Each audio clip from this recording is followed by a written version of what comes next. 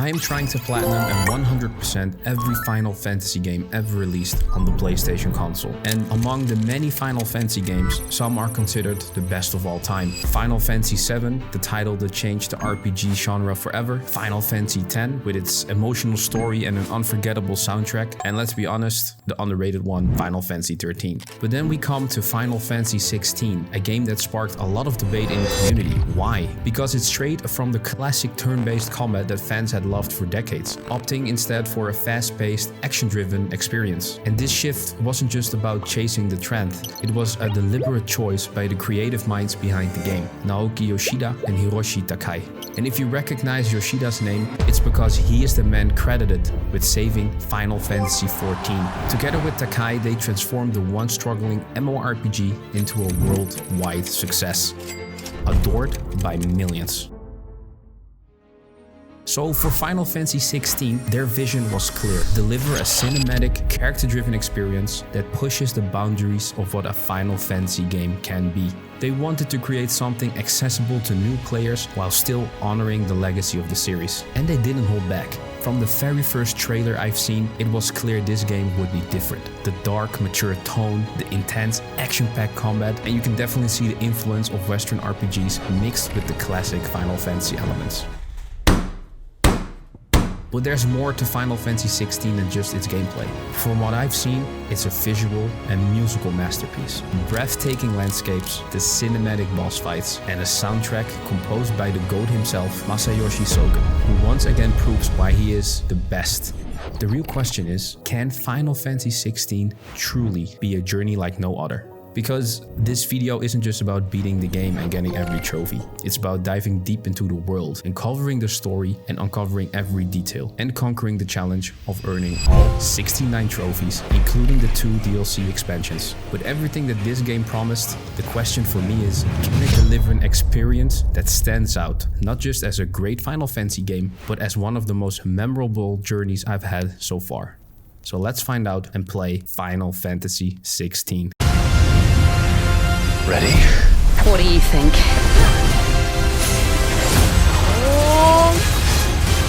That is so freaking cool. Bro, I'm shooting this guy.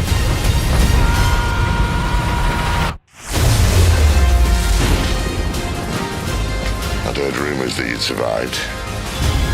Lord Rosfield, I've been looking for you for a very long time. I'll tear you apart with my bare hands! Try it. Now die!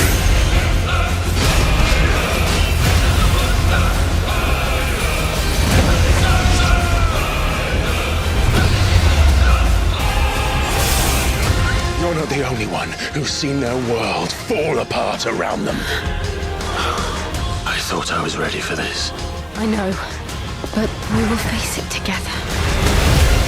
We were talking. Let's shut him up. I am a shield of Rosaria, and I will do my duty.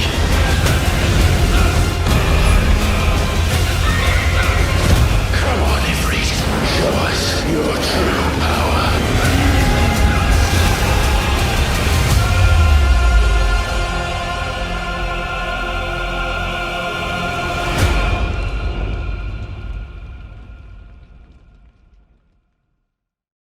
Final Fantasy XVI is set in a world called Valisthea, where people live under the protection of giant crystals known as Mother Crystals. These crystals provide ether, vital energy source, and have led to the rise of powerful nations that often conflict with each other. The main character, Clive Rosfield, is introduced as the firstborn son of the Archduke of Rosaria, and his job is to protect his little brother, Joshua, who is the dominant of fire with the icon called Phoenix. In this Final Fantasy, the entire story revolves around dominance, and dominants are a specific group of people with the ability to summon and control a powerful entity called an icon. So let's start with collecting our first story-related trophy, Awoken, where we simply have to get through the best intro of any video game ever. Said that the land of Valisthea is blessed in the light of the Mother Crystals, and thus did our journey begin.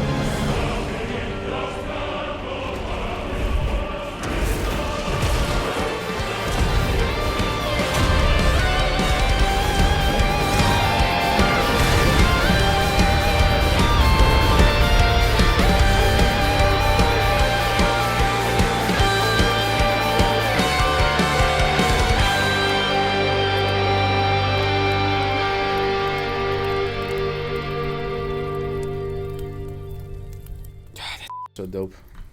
That is so good. Before these events happen, we circle back to the beginning, where Clive is traversing an unknown landscape with 3 random dudes. We see 2 big nations clashing in an ongoing war with each other, where we see another set of 2 dominants.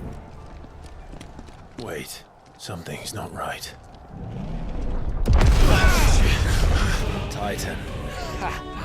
And look who's here to greet the bastard.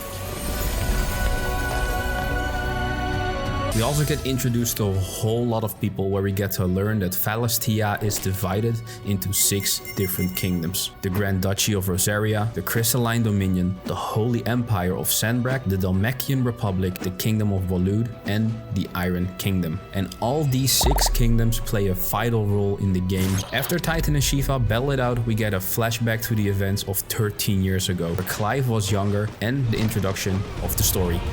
You dead, bro.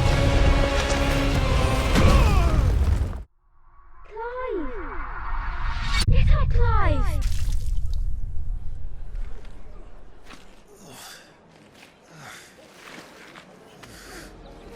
The combat in Final Fantasy 16 is different from any other Final Fantasy game so far, because now you can use many combos and abilities to create some sort of free flow.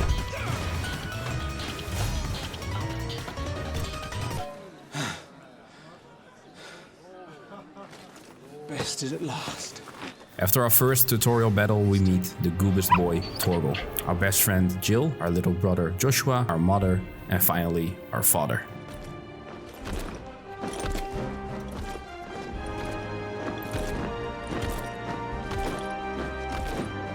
After some introductory scenes, we get called up by our father in the throne room, where we are sent out on a mission with Joshua, because war is coming. But to provide safe passage for them, we have to defeat some enemies that have been spotted in a place called Stillwind. Before setting out on this mission, we get to meet our lovely Chocobo Ambrosia, and the 2 guards that will accompany us, Wade and Tyler. We say our goodbyes and we make our way towards Stillwind. Here in Stillwind, we can obtain our first trophy, Shift, where we use our ability called Shift Strike 15 times, and this trophy is literally impossible to miss. After paving our way through the area, we face off against some ugly goblins, and now it's time to fight our first strong enemy, which will eventually grant me the trophy. Oh. Pro gamer moves, Here we go. Trophy! First trophy. We chase down the final goblin, and then we end up fighting our real first boss. And you get a chance to listen to one of my favorite soundtracks of Final Fantasy 16. What's in there?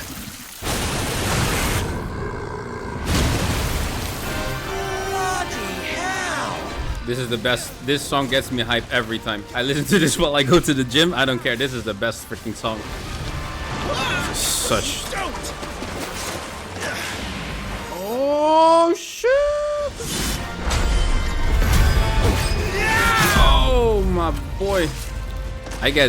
I'm not gonna lie, I'm getting chicken skin from this, guys. The bejeebers. This is. Oh. The force of Rosaria have reached Phoenix Gate.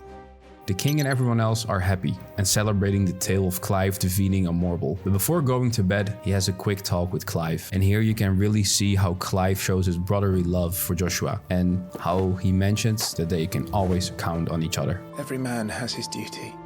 The fate of Rosaria sits on the dominant shoulders. It is your duty to bear that burden. What about you? I was born to be your shield. However hard it gets, I'll never let you down. Thank you, Clive. I know you'll always take care of me. While everyone is asleep, a strange cart pulls up to the gates. Little did the guards know that these are enemies in disguise, here to assassinate the king, Joshua, and Clive.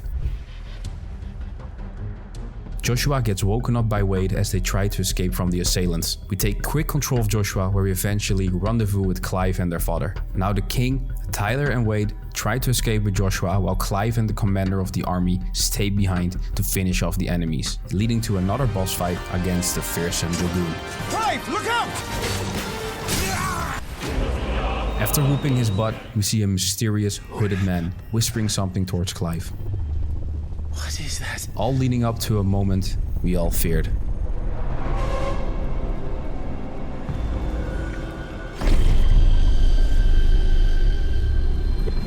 Joshua.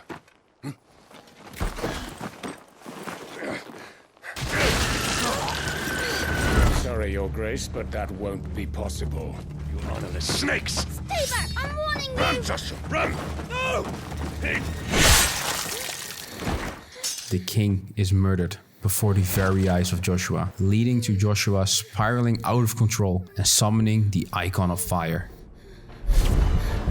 Clive! I'm counting on you, Joshua. Phoenix!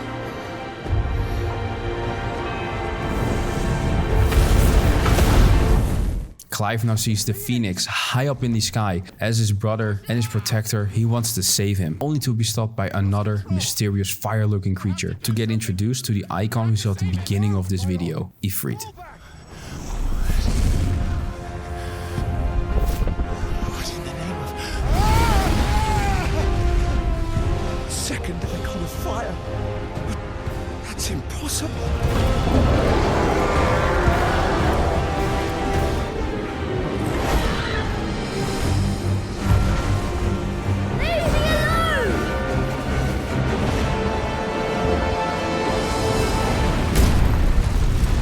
This leads to an epic clash between Joshua and Ifrit.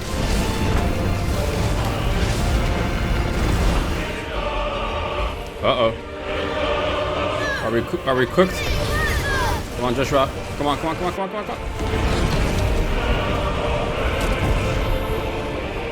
Oh, the music makes me so hyped, bro.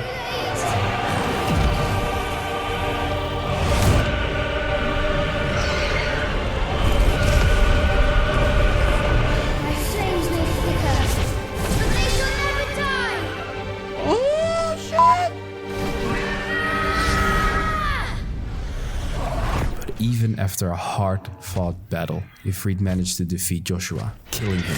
Help me, Clive! Joshua! Stop it! Stop it! I swore I would protect him! Please! Joshua! No!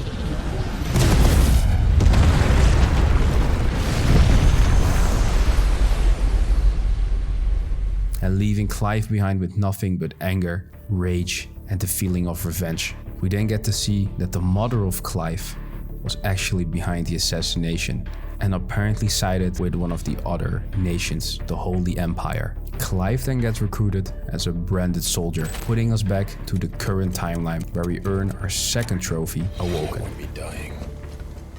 Not today. Hey, second trophy. Let's dive into Clive's backstory.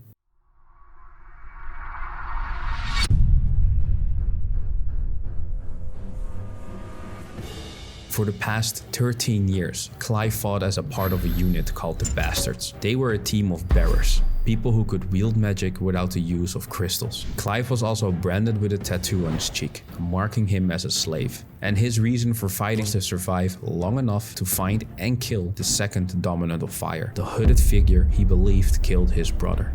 The mission of the Bastards is to capture Shiva's dominant, who was trying to escape with some Iron Bloods. The Bastards then engaged them in a battle, but when Clive found out who that dominant is, Let this be the end. Here we go. Final two abilities. At last.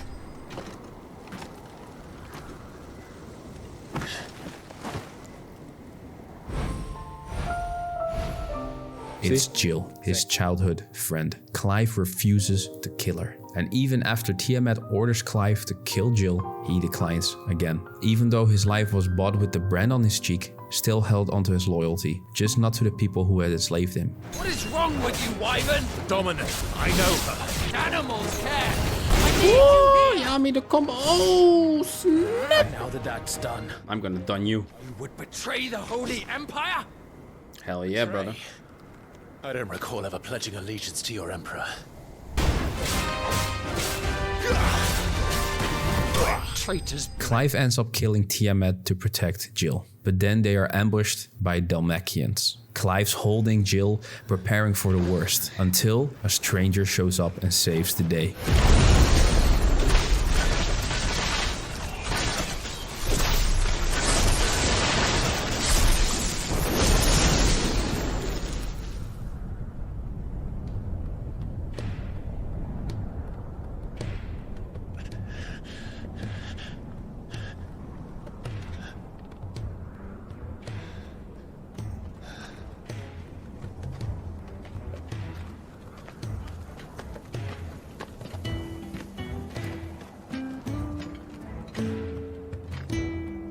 This way.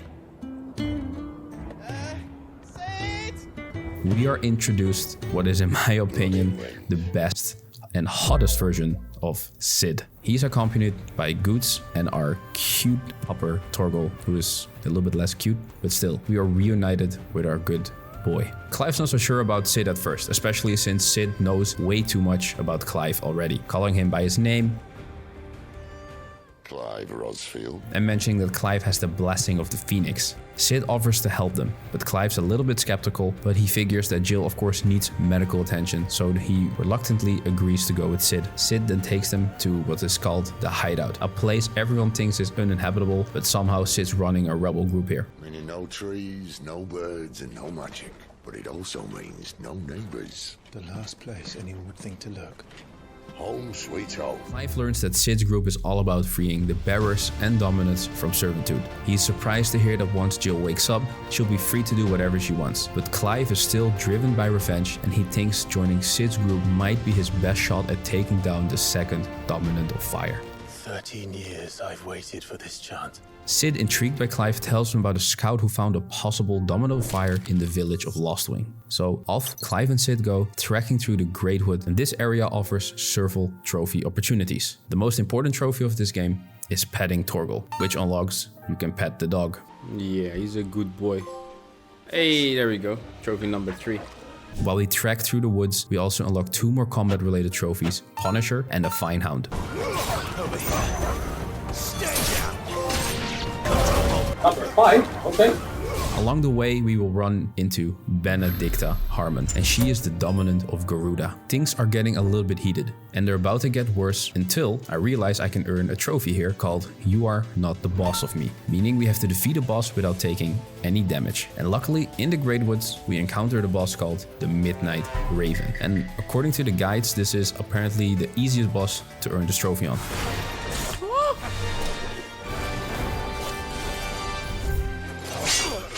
Oh, you, Clive. Come on, come on, come on, come on, come on. Ah, yeah. Oh, yeah, in your face. Bah. Come on, focus, focus. Oh, oh, oh, oh. Come on, the trophy's so close. Come on. Come on, come on, come on, come on. Oh, this is it? Oh, yeah. Not this time.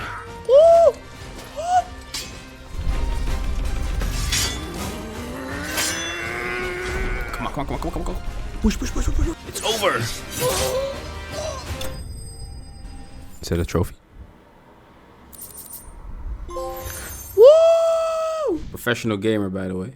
After making our way through the Great Woods, we run into Gav, and Gav is Sid's right hand, who has some interesting intel. After liberating Lostwing from Benedicta's forces, Clive and Sid set their sights on Caer Norvent, suspecting Benedicta has captured a dominant of fire there. On our way to the Caer Norvent, we get to learn a little bit more about Sid's backstory and his relationship to Benedicta. After making our way through multiple waves of enemies, and now it's time for Clive to face off against Benedicta. Hand over the dominant, and I'll leave you in peace. You would dare to make demands of me. Must I spell it out for you, Branded? Hey, yo, yo, chill, chill, chill. You're weak, pathetic, too easy. You pay for that. Torgal, no! Torgal, my boy! There's no one to save you now.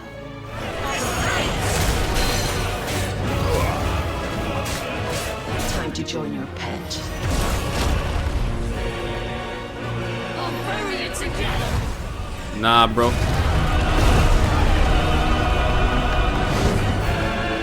Stay down.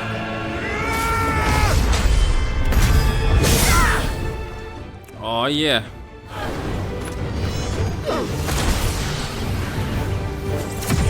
Ooh, deadly embrace. Oh, yeah. Torgal, let's go. Let's go. With the power of friendship. Oh, yeah. Oh, you like that? Oh, yeah. Woo! Not this time. After we defeat Benedicta, Clive absorbs some of Garuda's ether. This messes with her ability to use her own icon powers. Why aren't you dead? Now tell me where he is. What are you? Oh no, it's happening. My boy is stealing her power.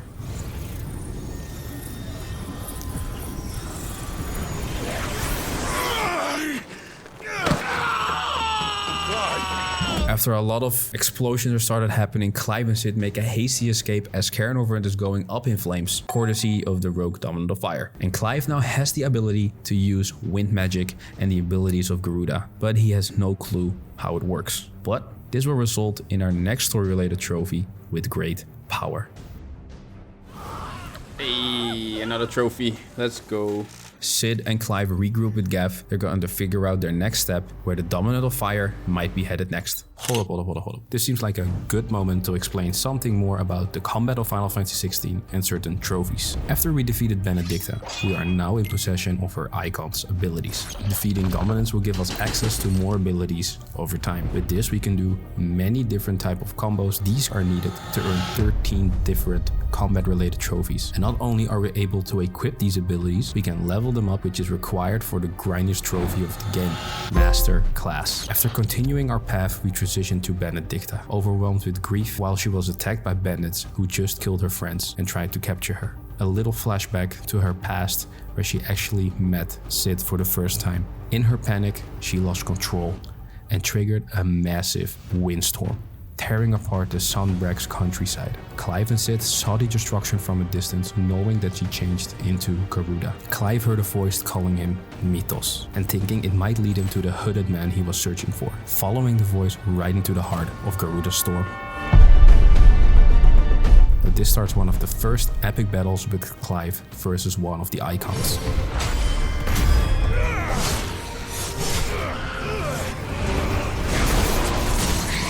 Oh, there we go.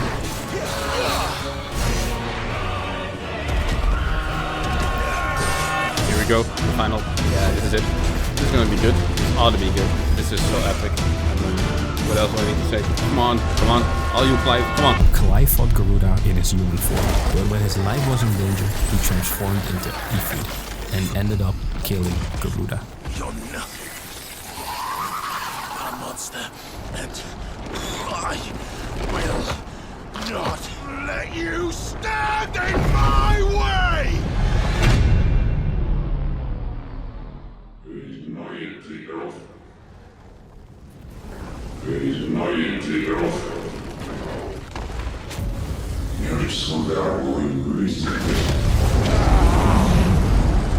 Clive!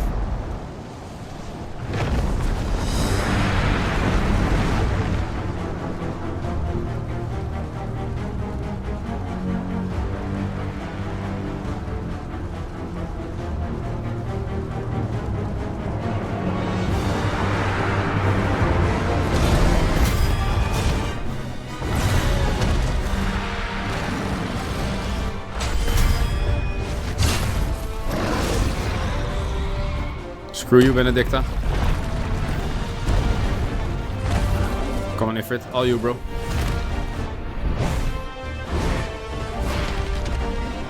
He couldn't control the transformation, where Sid decided to step in and call upon his powers to take down Clive. And if you didn't know it by now, Sid is the icon of thunder, aka... Stop this! Now!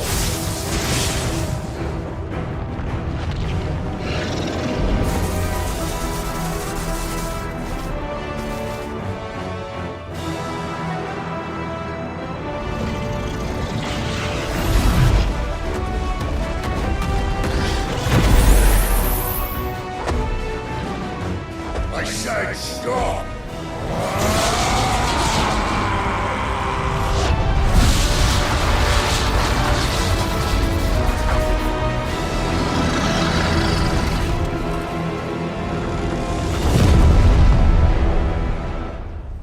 Oh, Clive. The ghost you've been chasing was inside you all along. They'll be damned if I know what that means. After Sid has taken down Clive, he says his goodbyes to Benedicta, because they share the past. This can't be what you wanted. And now Sid carries the unconscious Clive back to their hideout and locked him in the dungeon to keep him from hurting himself. Clive now believed he had killed Joshua, and that lost him the will to live. It was me. I killed Joshua! I killed them all!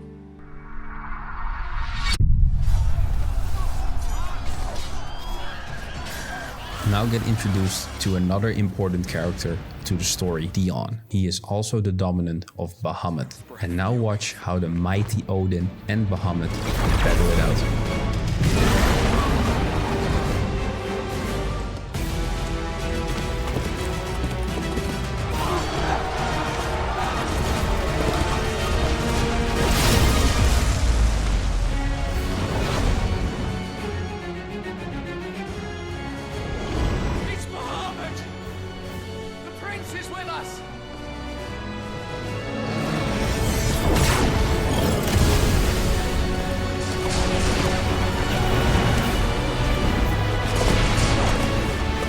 Taking control again of Clive, the first thing we'll do is upgrade our gear at the blacksmith. This will result in a trophy dressed to the fives.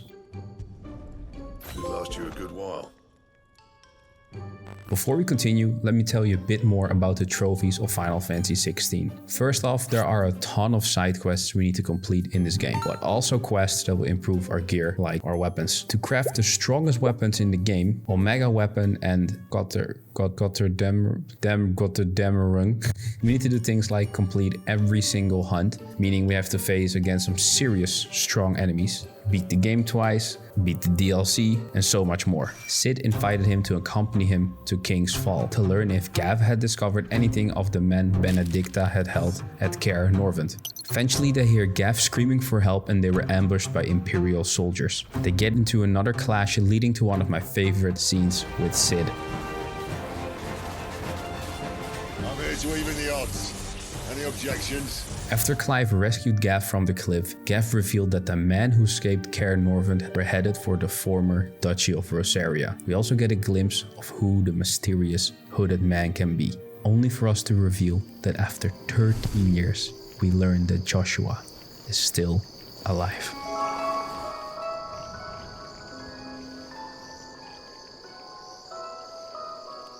He must be stopped.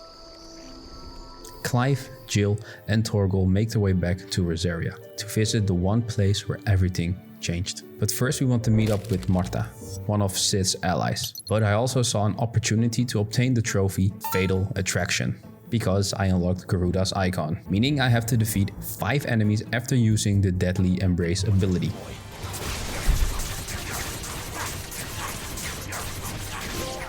Hey, there we go. Woo!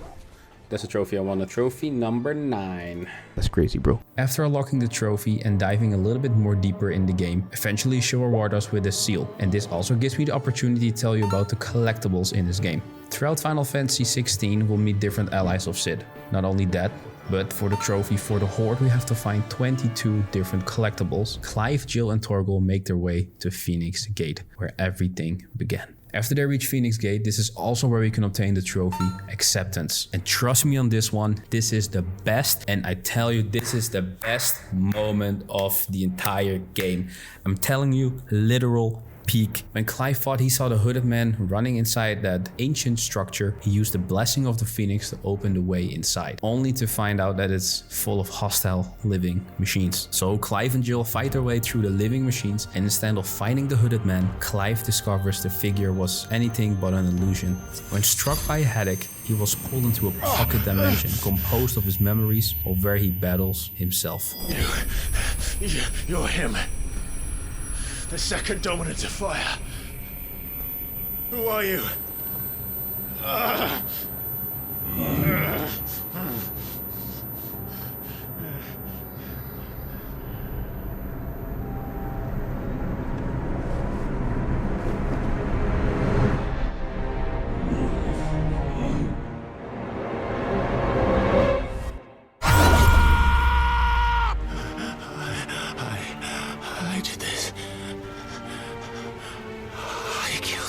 Joshua chose me to be his shield.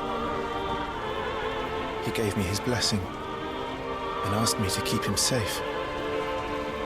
I should have protected him that day. It was my duty. I killed him. And I blamed another for what I did. To spare myself the guilt, I feared the Bai. Accepting it, I would lose what little was left of me. And now? Are you ready to accept the truth? I am. I know it won't be easy, but it's what I must do. No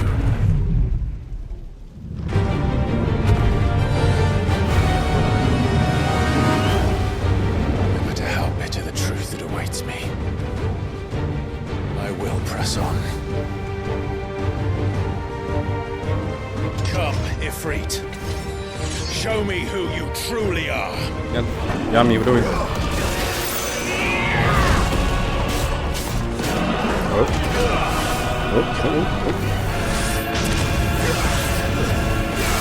Easy, you suck, Ifrit. There we go. I know, bro, the music is insane.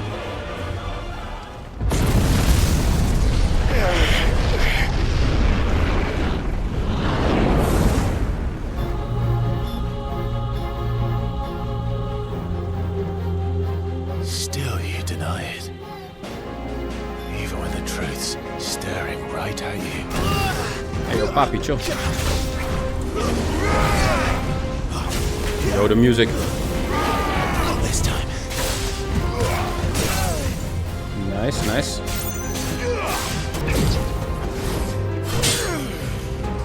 Here we go.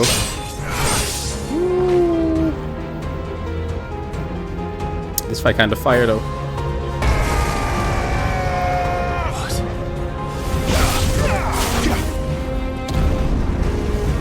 Hello?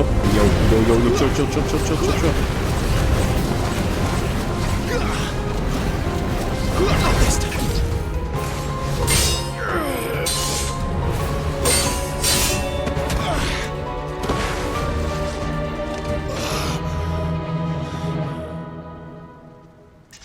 Limit break time.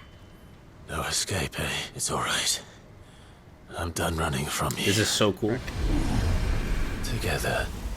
Then. Here we go. It's time to find out who we are. Once and for all.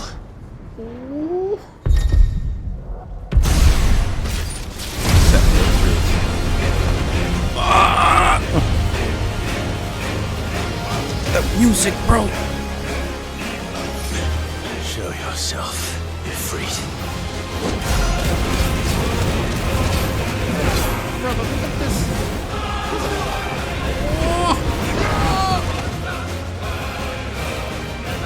This is so sick.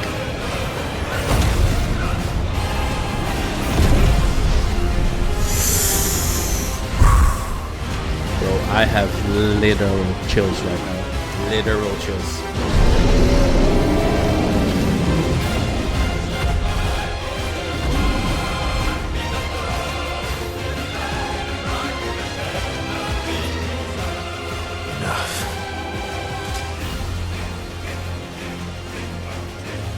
The truth of it now.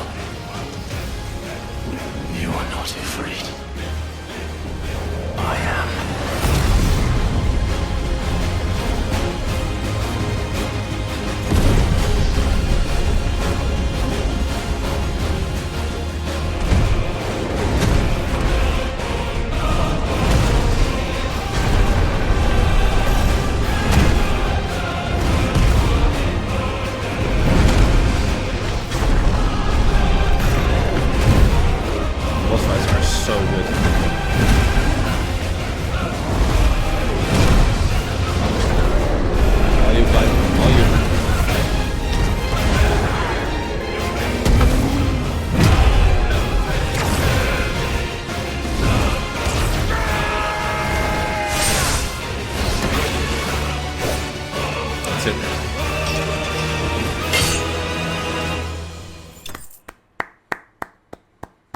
This is only the beginning, bro. I can't even... Shut. As Clive accepted that he was the dominant of Ifrit, we obtained the trophy Acceptance.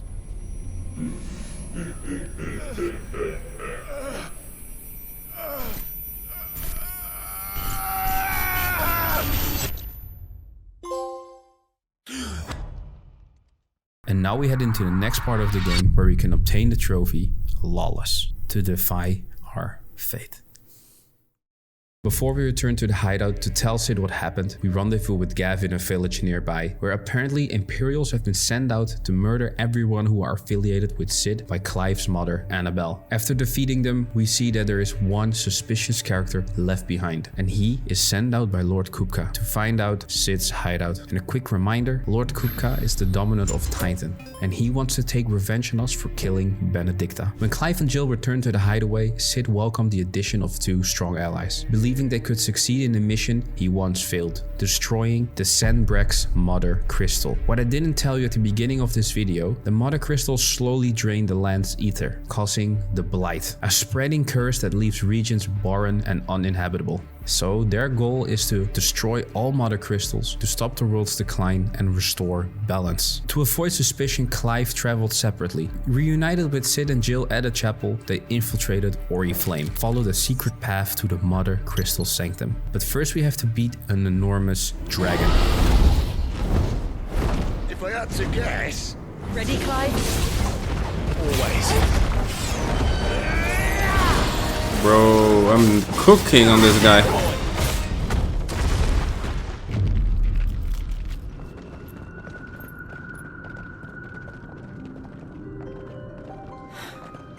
It's beautiful. The heart of Sandbreck. Stand back. It's about to get cramped in here.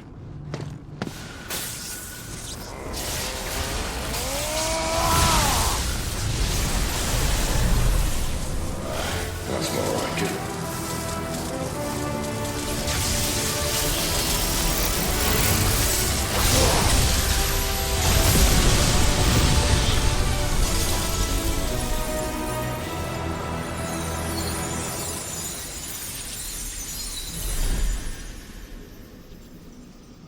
They destroyed Drake's head, but Sid sacrificed himself when an otherworldly being called Typhon emerged from the shattered crystal.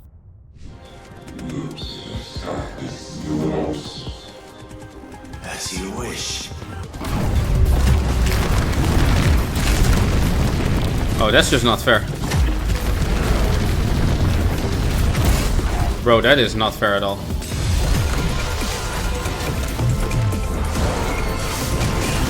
Oh, you can do that too? Oh, crazy. Oh. Come on.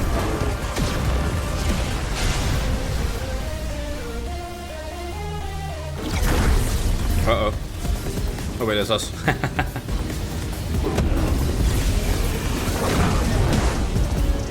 Placé. Elytra. Samasha. Hey, yo.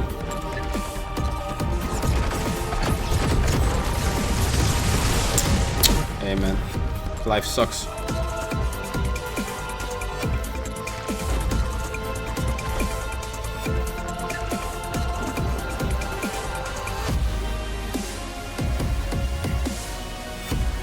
Oh yeah.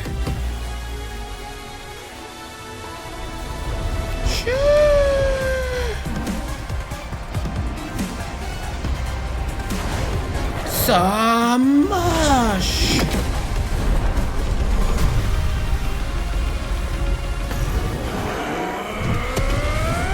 There we go. Clive as Ifrit defeated Typhon in another pocket dimension, inheriting Ramu and Sid's mission. The rest is your hands. The Crystal's blessing is a prison, Clive.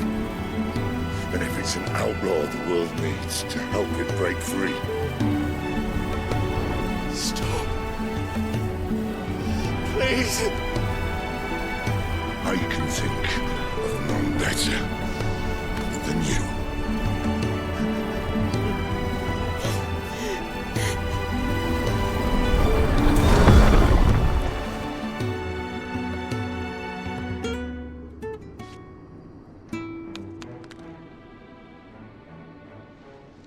Before leaving, Clive encountered a mysterious being, and this sets the stage for the remaining parts of the story.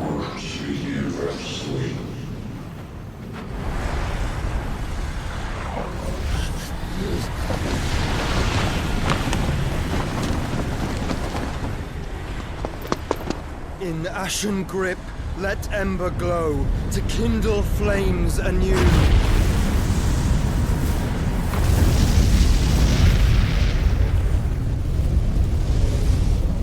And then Joshua left behind a glowing phoenix feather as proof of his survival to Clive, earning us the trophy Lawless. Joshua.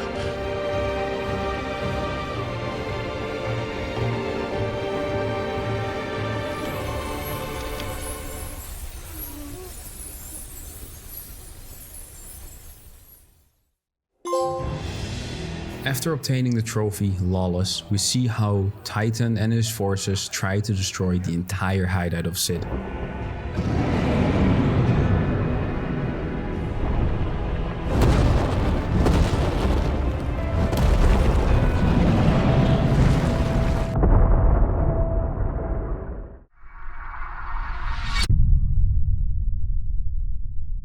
After 5 years, Clive took on the name Sid the Outlaw and proudly displayed the thunder magics he had inherited from his mentor. Bro, I'm cooking this guy. Look at that damage, bro! After these 5 years, the legend of Sid the Outlaw had spread throughout the entire world of Valistia. It's why we've all chosen to bear his legacy. Rides over, lovebirds, home sweet home.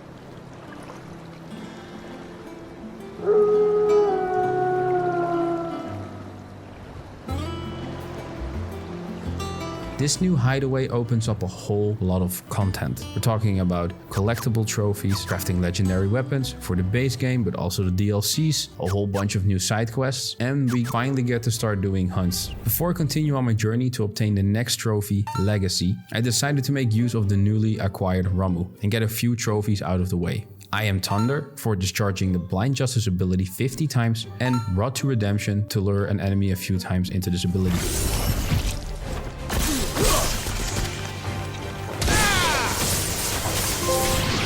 Hey! Naoki number 12.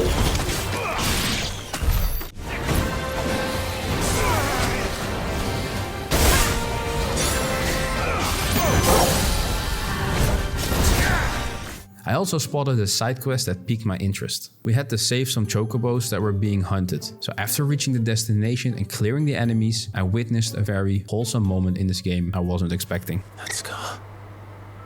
It couldn't be.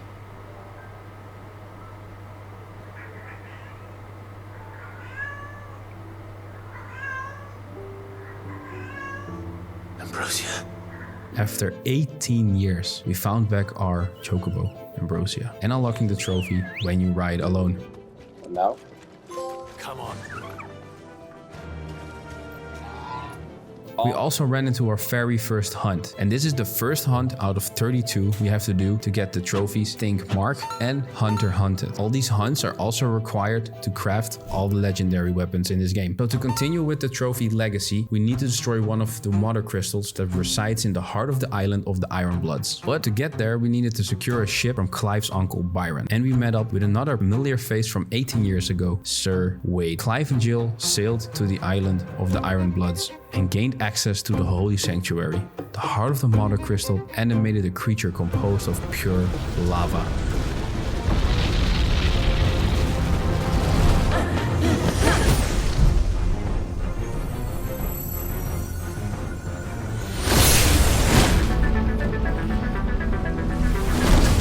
Clive makes quick work of the boss.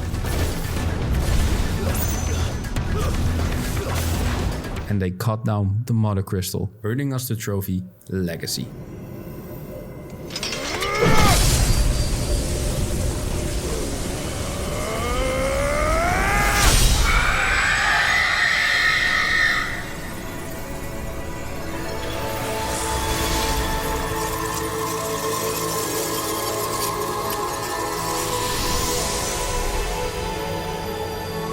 Are you watching, Sid? One step closer to freedom.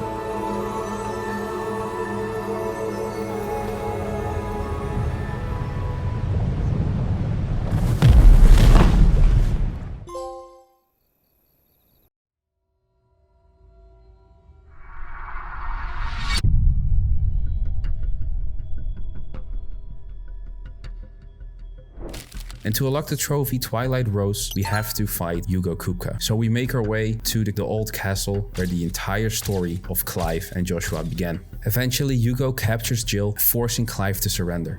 We meet at last, Sid. Or should I say, Lord Rosfield? I've been looking for you for a very long time. However, with the help of Gav, Clive escaped from the dungeons just in time to stop Jill's execution.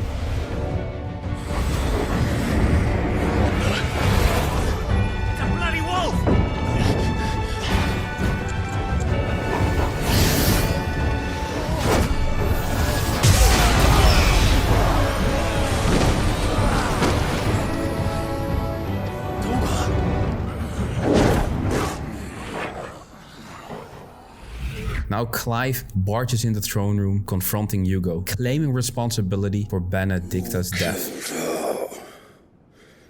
I did. And I shall have my revenge. We shared a dream! Remi! Rosfield! You will pay for what you've done. I'll tear you apart with my hands! Now die!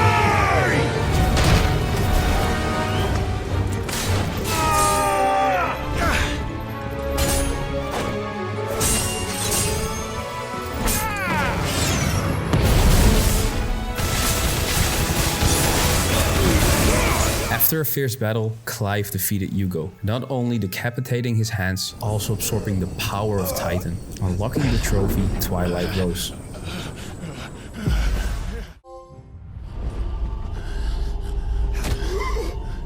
There. You mustn't get yourself worked up.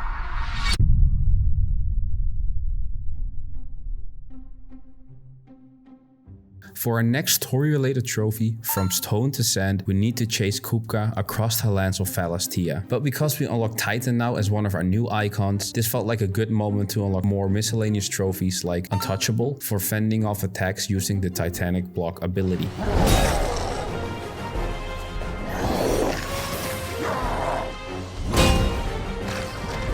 I also managed to level up all abilities from one single icon, resulting in the trophy, Yes, Icon.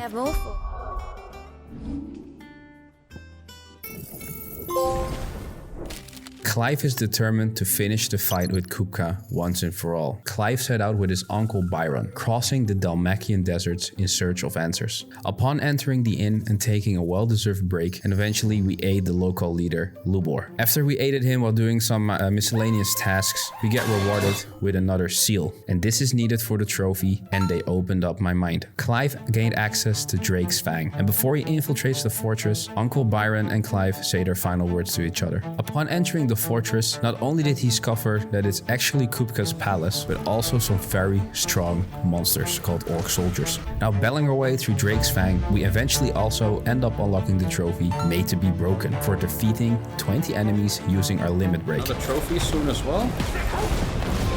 There we go. Another trophy. We find Kupka, and Kupka is ready to give his life away to take on revenge on Clive for killing Benedicta. Kupka, empowered by the ether from the Mother Crystal, transforms into the monstrous Titan Lost. Burn without. Come to me, Ifrit!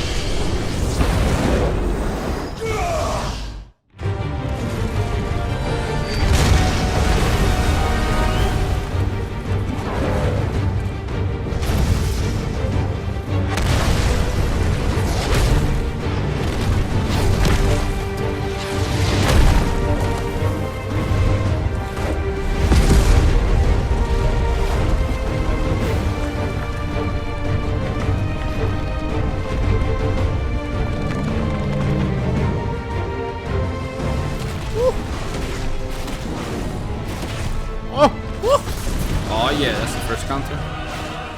It's Titan, bro. What do you expect? Titan is big. I think Titan is the biggest. The icon fights are something else, brother. There's no game that does boss fights like Final Fantasy. I think Final Fantasy is living up to the name.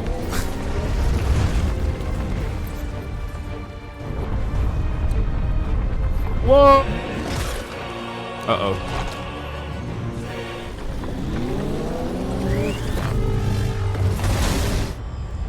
Oh shit.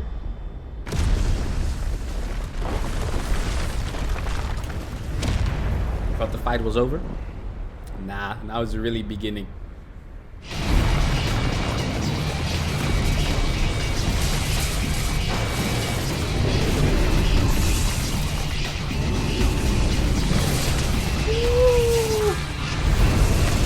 Now Yuki, this looks like a freaking transformer. Man.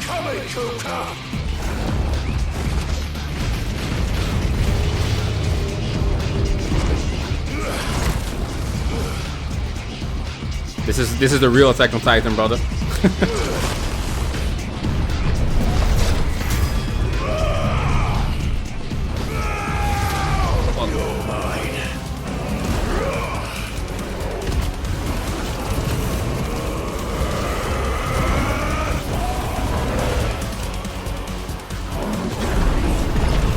This is it.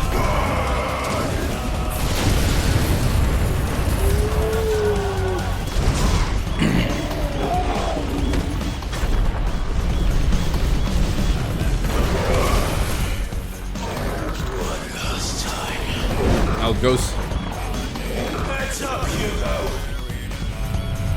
This is it, guys. GG's. Can we get some GG's in the chat?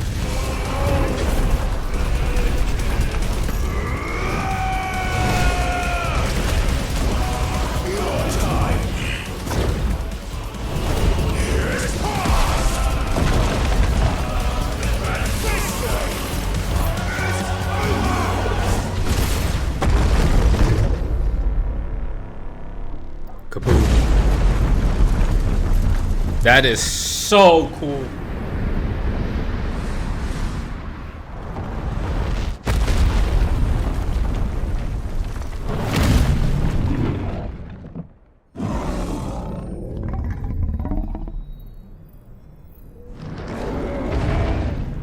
Clive bested Kupka in a brutal battle, destroying another crystal and one step closer to finding Joshua. But then again, we are being watched, setting up the stage for the next big event, all planned by the evil Ultima. Nonetheless, we destroyed another mother crystal and defeated Titan, earning us the trophy from stone to sand.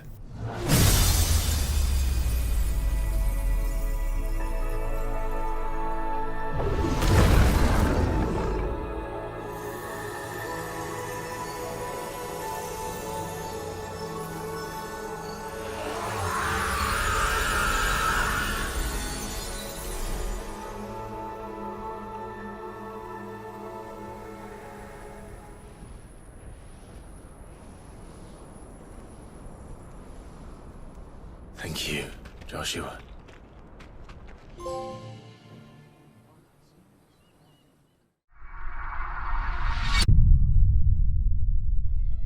After the event with Hugo Kupka, we can now set our sights on the Crystalline Dominion, where we can unlock the trophy Twin Flames. And in the Crystalline Dominion, our next Mother Crystal awaits. Before we set off to the Crystalline Dominion, I wanted to do a few more side quests and miscellaneous tasks to unlock a few trophies. While you're playing the game, you are able to talk to Harpocrates. While you talk to him, he'll write about your stories, your adventures. You eventually will reach level 5, and this will earn you the trophy the more you know. A few new notes that might interest you. 3, 2, 1. Nice.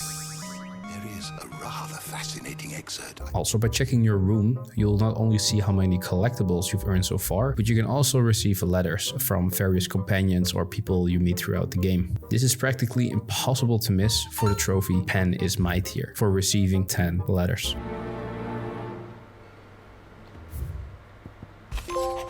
Hey, and another trophy. The pen is mightier. And for our next trophy, Think Mark, you can talk to the Moogle at the back of the hideout. And eventually he'll update the hunting board where you can find various hunting marks. And the first few ones weren't too difficult at this time. So we have to kill a total of 10 different marks out of the 32 to grant the trophy Think Mark.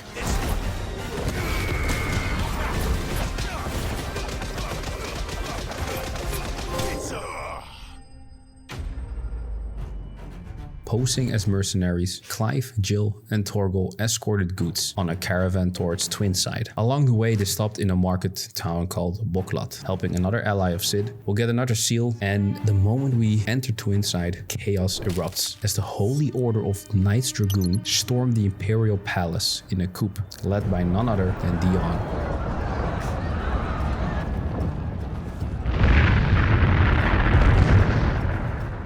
Everything that you're seeing in this game has been orchestrated by Oliver Lesage, and that's Dion's little brother. Oliver was being manipulated by Ultima this entire time, and this is also how Dion mistakenly killed his father. You've been blessed with great power, Dion. Enough to win me the world. So go, claim Valisthea for me, brother.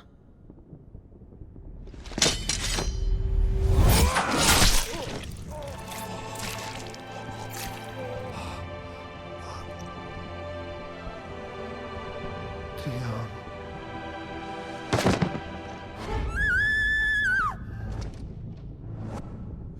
Father, you planned this? You did well to endure so long, but you broke in the end, as I knew you would. And now Muthos approaches. Put him to the proof.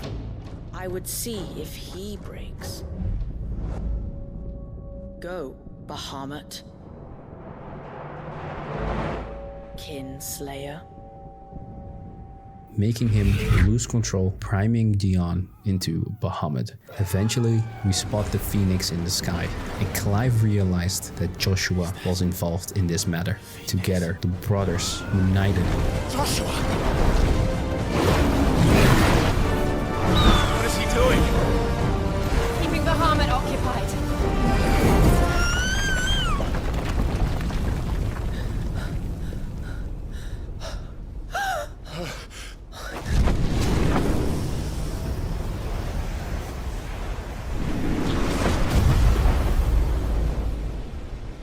Joshua!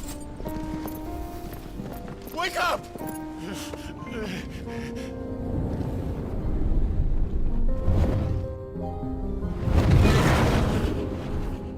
I am a shield of Rosaria.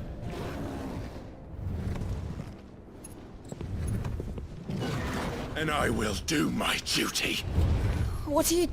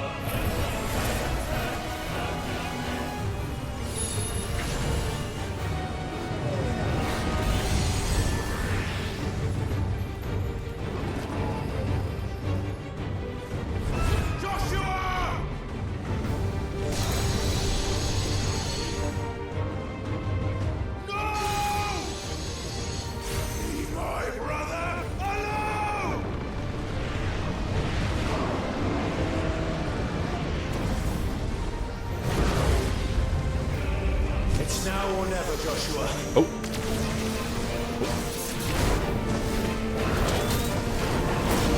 That was a waste of my attack. Uh-oh, the sky's changing.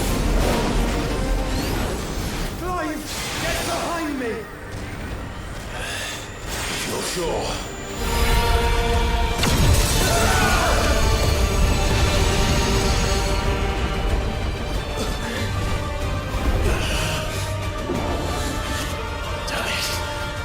You have to be stronger than this.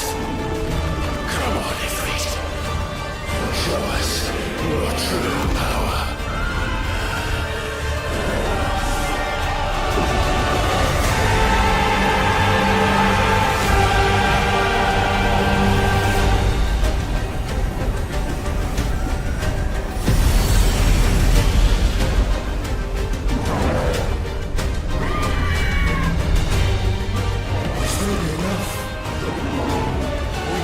Clive. We can.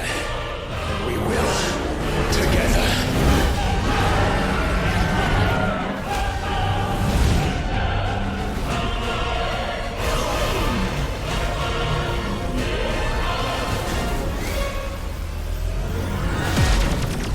Are you ready? Ready!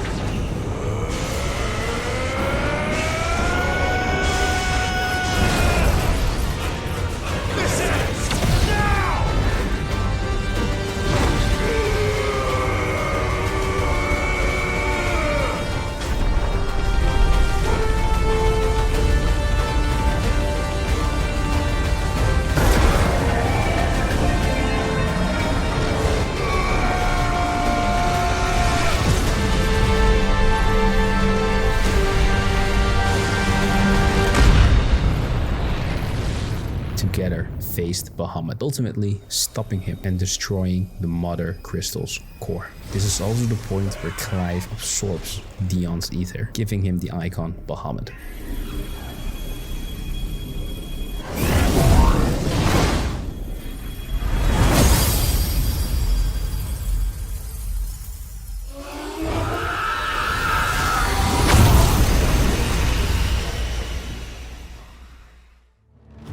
After Annabelle saw Clive and Joshua and her entire kingdom falling to pieces, she took her own life, granting us the trophy, Twin Flames.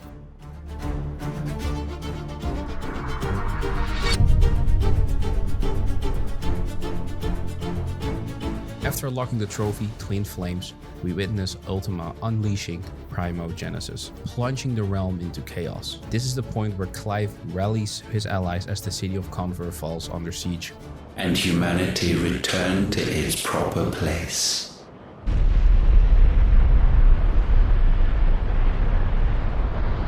By Primogenesis shall a new age of reason begin.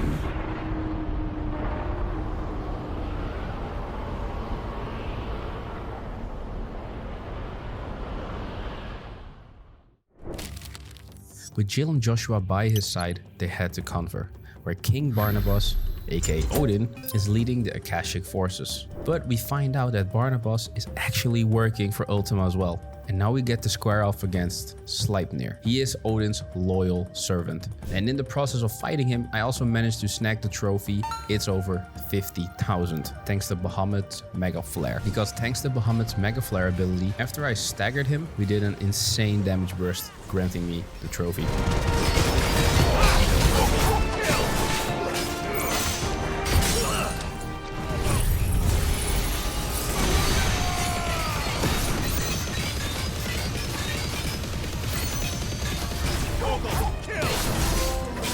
Oh, we got the trophy!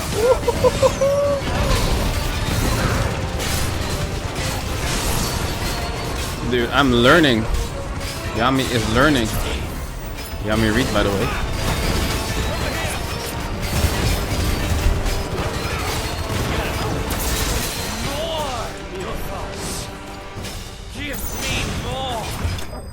Wow, the victory was short-lived. Barnabas shows up, and this time it's not even close to being able to beat him whatsoever.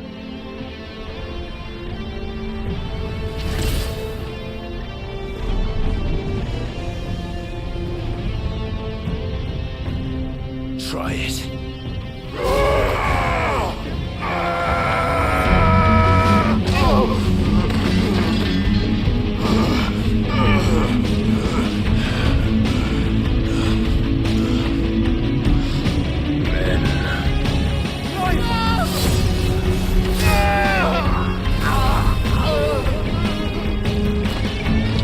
Blade slicing through everything in its path, he defeats Clive. Now Jill comes in to protect him, but they're overpowered. And Jill, as Shiva, sacrifices herself to cover Clive's escape and is captured in the process.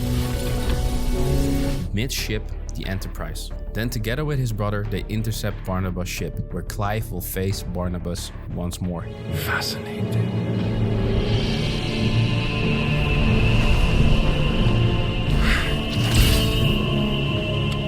But then, there is naught my blade cannot sever.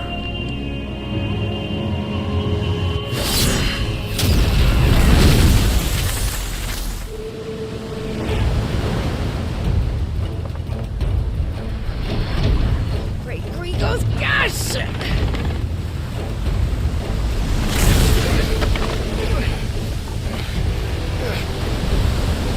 Barnabas. In earnest then.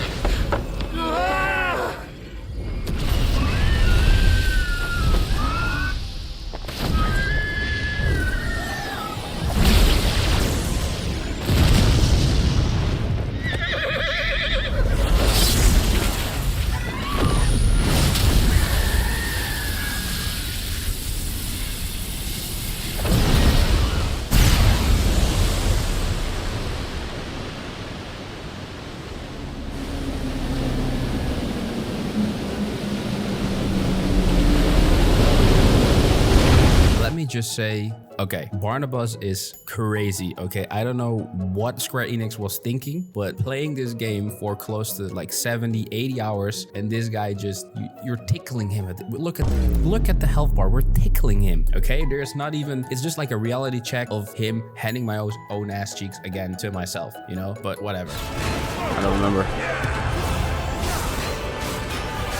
Yeah, we're dead. It's over. We are dead.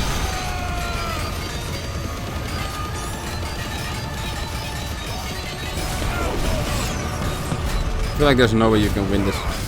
This is basically Santetsuken. And thus is the light of hope severed.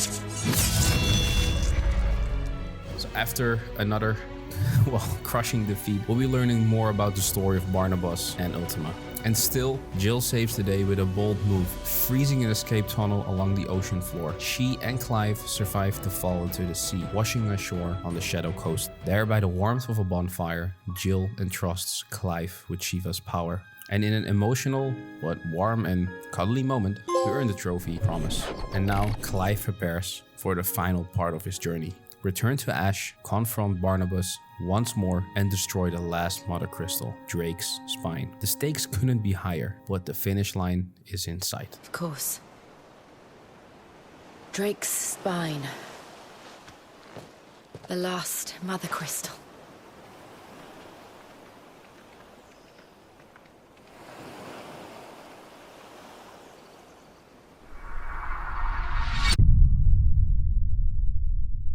At this point in the game, I am very sucked into the journey of Clive, and after almost 80 hours of gameplay, I only unlocked 26 trophies so far. Making our way to the final area of this game, I knew I had to set aside some time to start grinding. First up are the side quests, and as you know, side quests are the backbone of any role-playing game.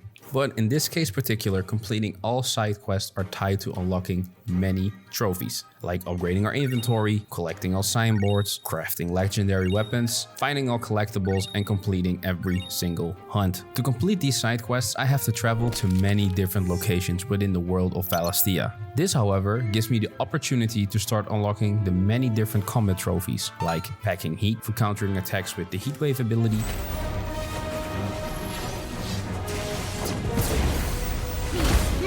trophy? Hey! Or the trophy, oh snap, for inflicting permafrost, which means I have to perfectly dodge an attack while having Shiva equipped to freeze an enemy.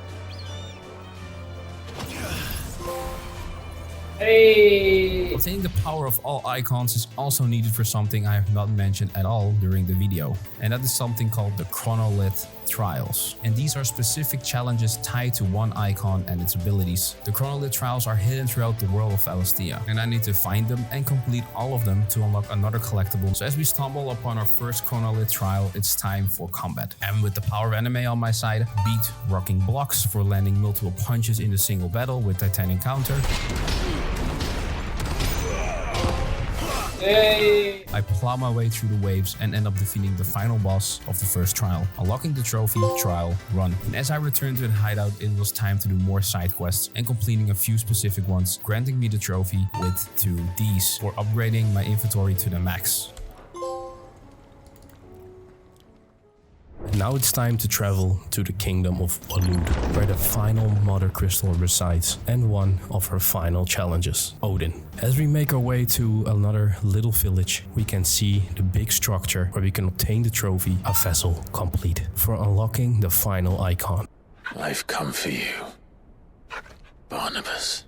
But first, as usual, we have to make our way through another dungeon, fighting off hordes and hordes of enemies and different bosses. And at this stage, I mean, it feels like some filler stuff, you know, just let me enjoy the game and get me into the next part of the story. Anyhow, we make it to the top of the structure where our biggest yapper, which is not me in this case, Barnabas, starts yapping like a crazy old senile man. So after a while, though Barnabas serving Ultima willingly under the false belief that Ultima was a savior god who needed Clive's body to remake the world into a paradise, he is still happy to see his master's plan come together. And so, our battle begins.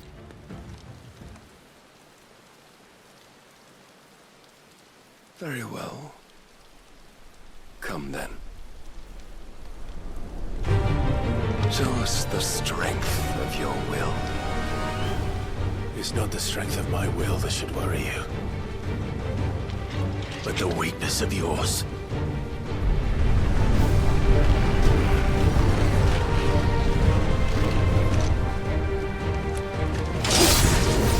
And in my opinion, this fight with Barnabas is just one of the best fights so far in the entire game. I feel like I say that every time I get to a new fight, but this one is definitely hitting for real. Oh yeah. Oh yeah. Ooh, that's a nice transition. God chose you to serve as his vessel, and you cling to this foolish notion of hope when there is none.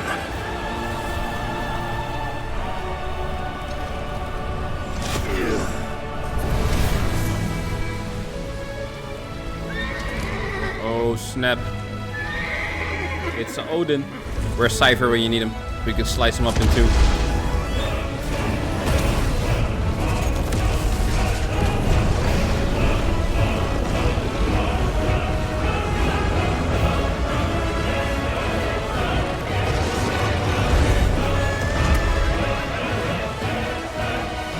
Finally, we can begin.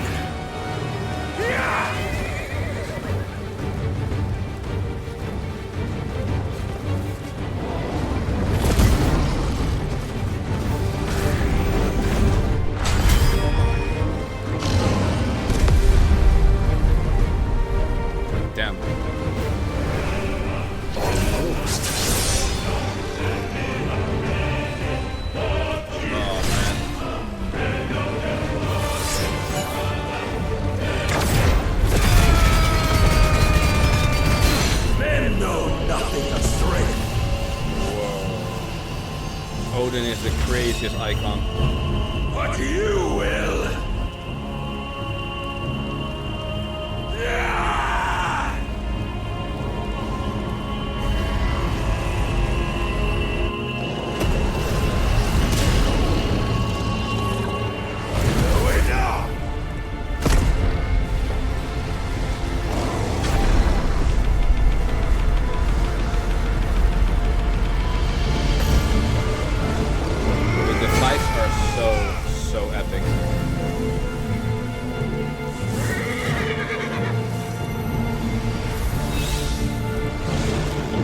Take his sword. You dare! What? What? I had thought the tantalizing kiss of self-indulgence, a dream forever out of reach. And now that its sweet ruin courses through my veins, I shall not be quick to relinquish it. Show me your work, Mythos, that I might revel in it! The music is crazy. Did I just permafrost? Oh! Suck it, Barnabas. Damn. This is insane. This is the coolest fight out of the entire game so far. Never know this power. Hello? What the? You're done for, bro.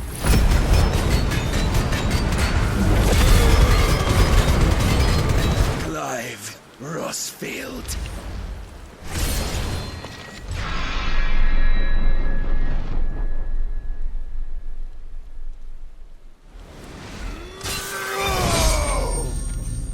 After finally defeating Barnabas, passes down the power of Odin to Clive before dying. We also get a slight reveal again of Ultima, teasing Clive for the final stage of the game, unlocking the trophy, a vessel complete.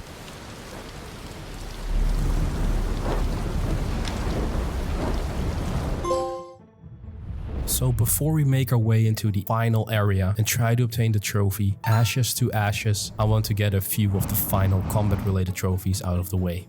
First, we take a small break at the bar, drink some monster energies, and break out our bank and unlock another trophy for spending too much gil buying alcohol, or in my case, monster energies. Unlocking the trophy, Eureka. As we make our way into the final area of this game, I went on and equipped Bahamut and our newly obtained Odin, and decided to knock out a few of the final combat related trophies. I did 100 FPS for landing 100 hits with a level 2 Mega Flare.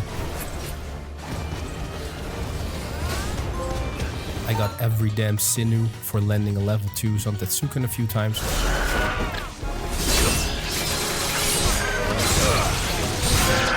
Hey! We at least got a different trophy. Every damn Sinew. And also, we did such Doge so mega by dodging perfectly while in our Bahamut form, putting us at a whopping 36 out of 69 trophies. This the whole time?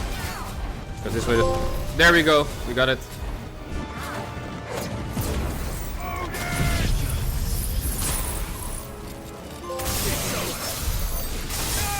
And as we make our way into this eerie looking dark place, we get matched up against the most iconic enemy of the entire Final Fantasy franchise. This particular enemy, called the Behemoth, is considered to be one of the strongest enemies of the entire franchise. And yes, as you can see in this cutscene, he can cast meteors. Alright, he can cast what enemy can cast meteors upon you? Alright, that's crazy. Now let's beat his ass. The Behemoth.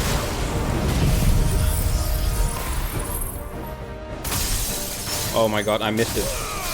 He was invincible. Wow, he was in mid-air, so oh wow, that's dumb.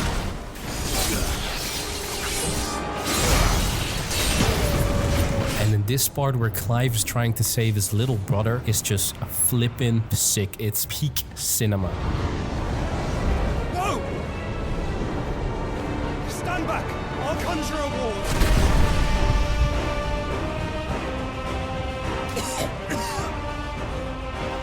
Joshua!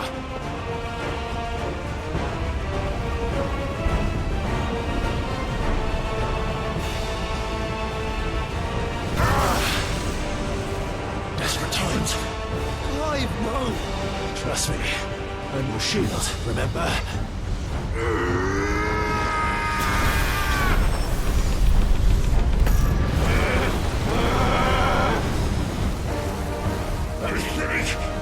might be a killer for it!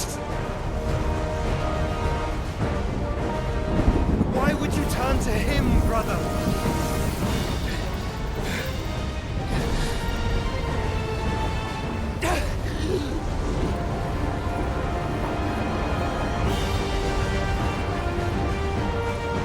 When we fight together. This is peak.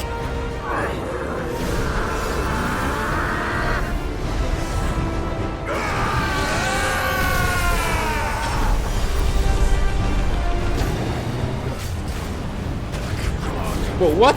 Bro, what the hell? Where did like the damage come from?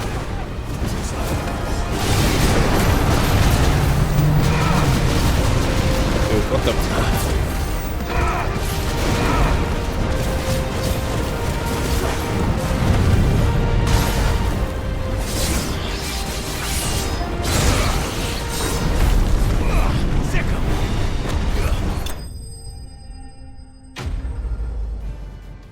After we beat Behemoth after a long fight, we have to make our way through another few hordes of enemies, which just takes an unbelievably long amount of time. And eventually we get assistance from our favorite comrades. And the music is peak, bro. Like goosebumps, bro. The way they changed it. Oh man. Oh, they're cooking with the music in this game, bro. The music, they're cooking.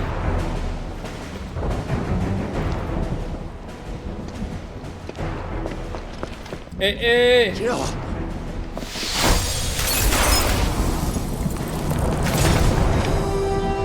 Oh shit!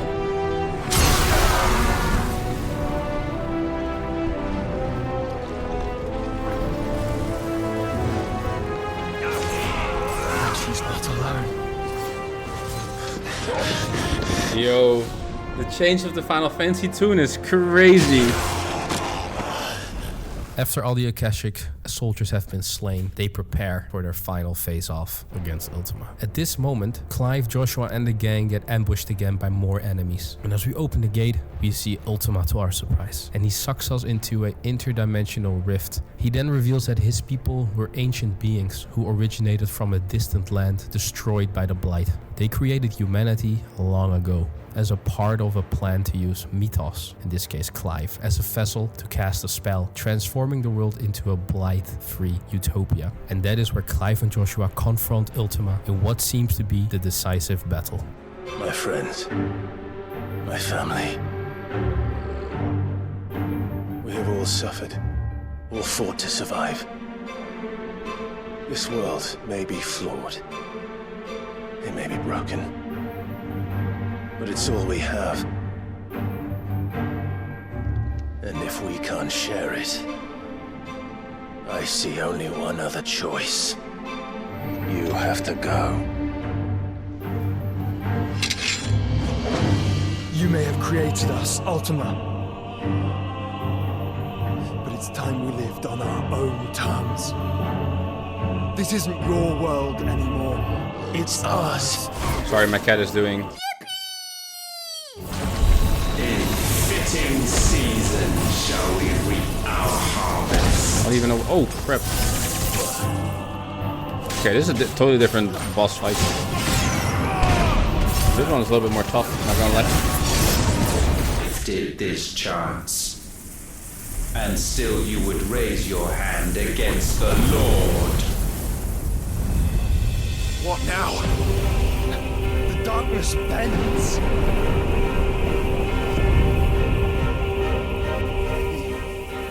He means to end us. It wouldn't be the first time. But let's make it his last. The Giga Flare, and after this one, the Super. Alright, he's already dead. There we go.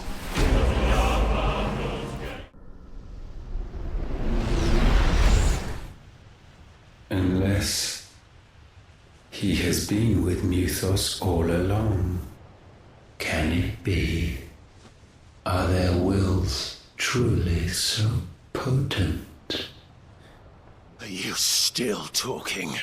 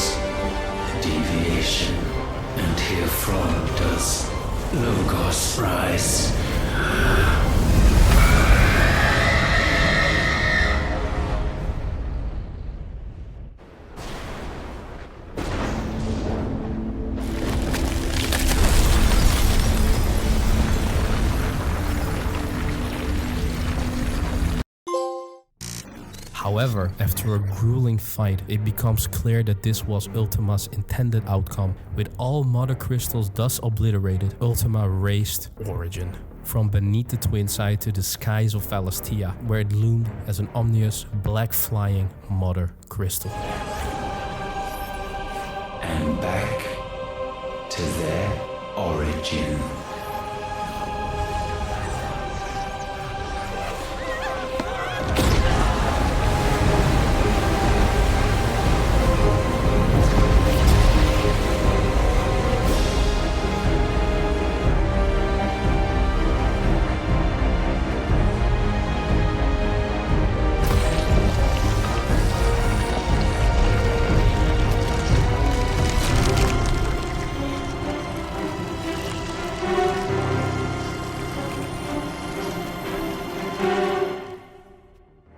We now see the crew getting ready for the final showdown against Ultima. Before we actually finish the game, we still need a whopping 11 trophies to unlock the Platinum Trophy. So let's get started, shall we?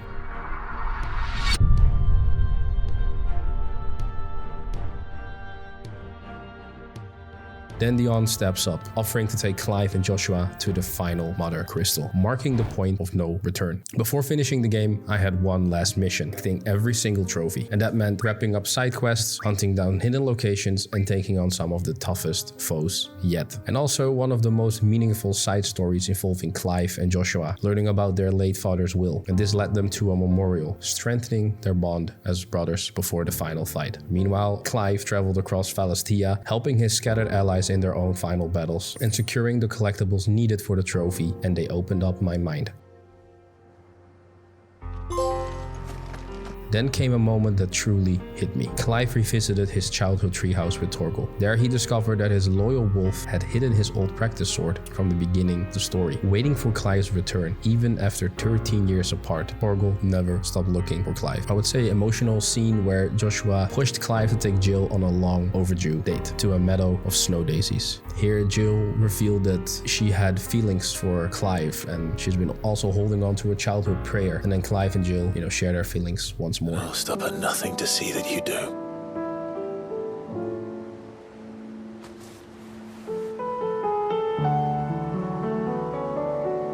While finishing these side quests, I also tackled the last two combat-related trophies, Never Coming Down and Fistful of Steel.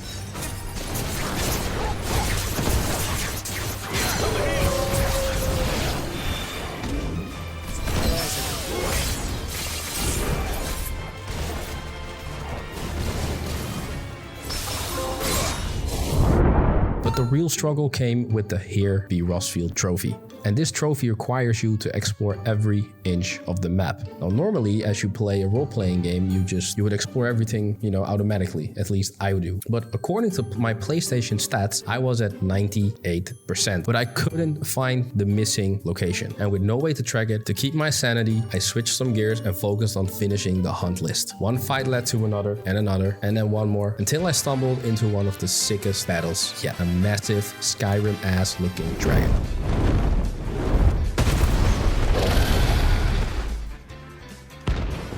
But we paused it here because before we take on the final hunt, I managed to gather all the materials needed to craft one of the Final Fantasy 16 legendary weapons called Godder Dammering, unlocking the trophy half past Twilight.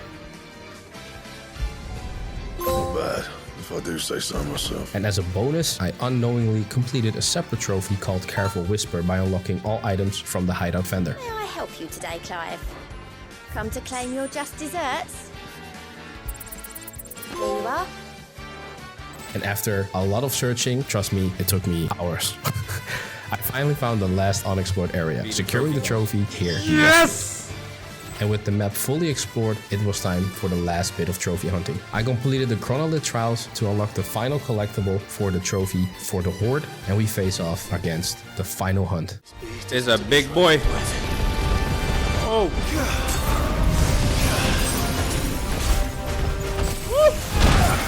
Oh, what the? My boy hitting crazy. What the? Here we go, here we go, here we go. Ooh, right before the stagger.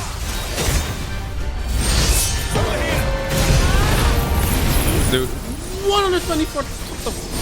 That's a lot of damage. Come on.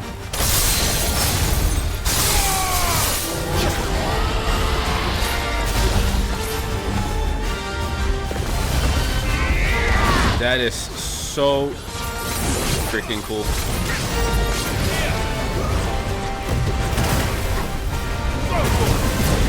Why can I not stagger him? Hello?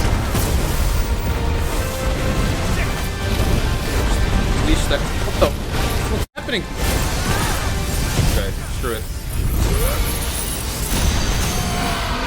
There we go.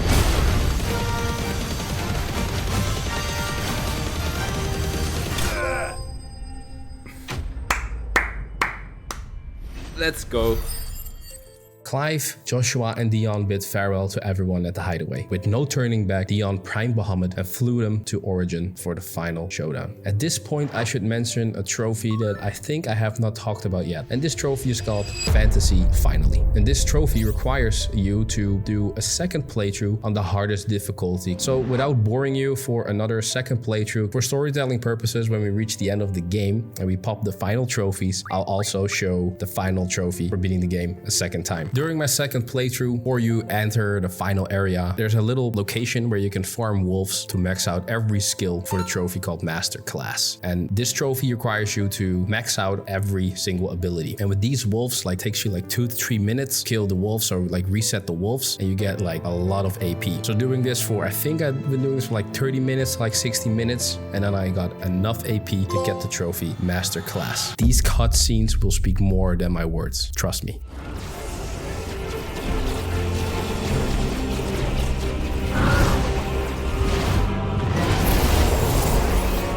Make us a way in.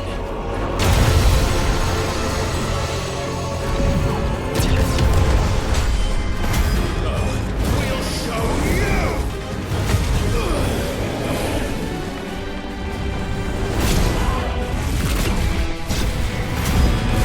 Not this time.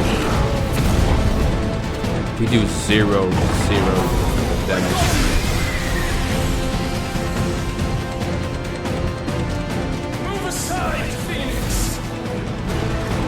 Is Leon gonna die in this fight? You will answer for what you've done. Literally, the only one who does damage is Bahamut. Joshua! And you will not blame us.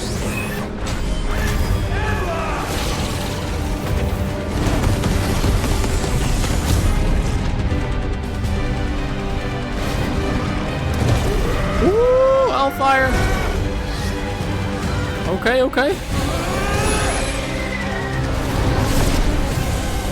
Oh shit.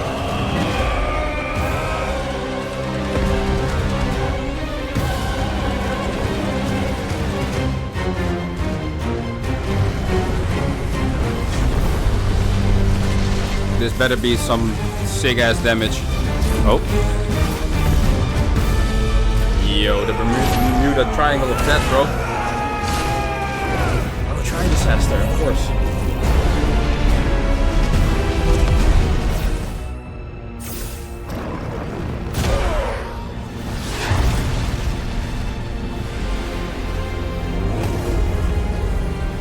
We have you.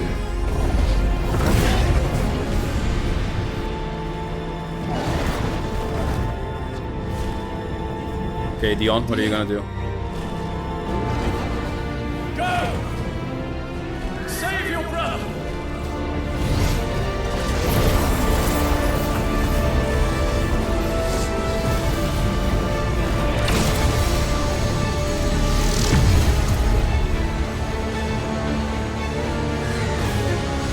Is Dion gonna sacrifice himself here?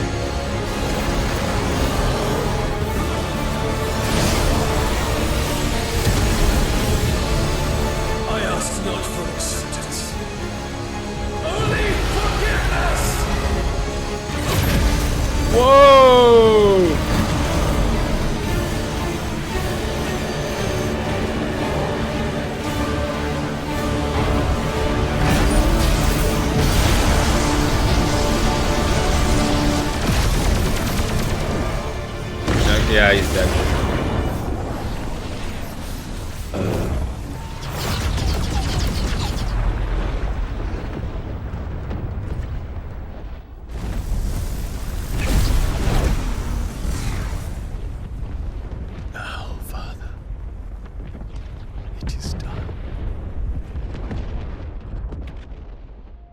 how Joshua found Clive in Origin, the final Mother Crystal. And please continue to listen how Ben Starr will deliver an amazing voice acting performance. The part of Ultima that Joshua had kept imprisoned inside his own body for the entirety of this game emerged from his chest, killing Joshua in the process. Joshua entrusted the power of the Phoenix to Clive so he could defeat Ultima and save the world, and then he passed away.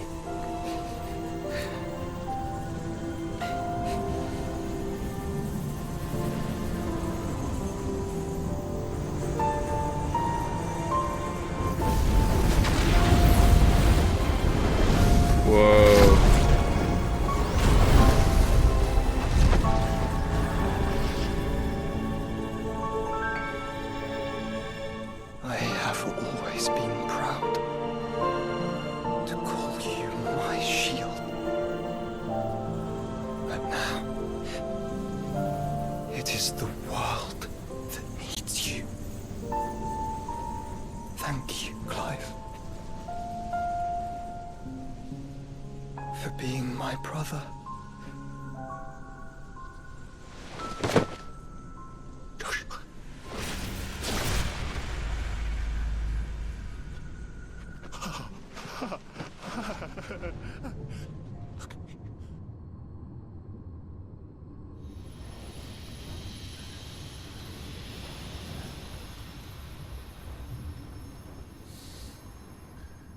Still here. With me to the end. Even now, you would deny the inevitable. Ooh, here we go. That's what you always have. Here we go. And always will.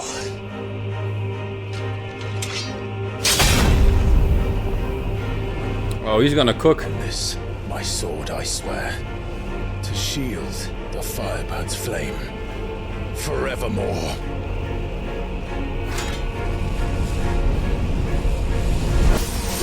Shit. He just dodged. He just cancelled my attacks again. I cannot even do like one move without him dodging it. See? What the Bruh.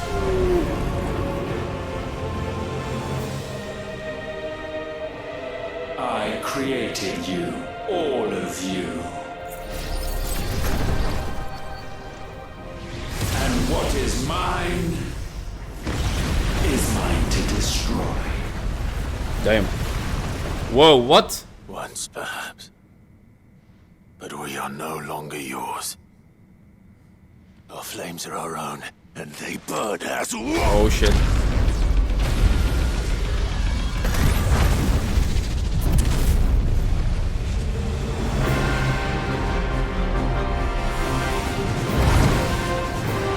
My eyes.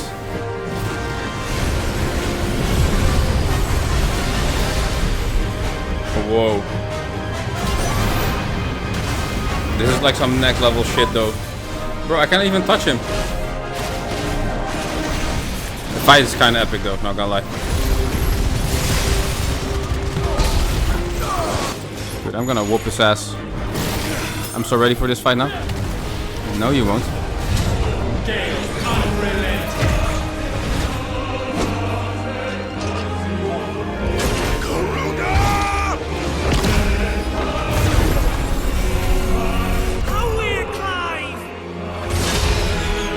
Oh, this is where we're gonna hear our friends talk. It's gonna be one of those moments. The power of friendship.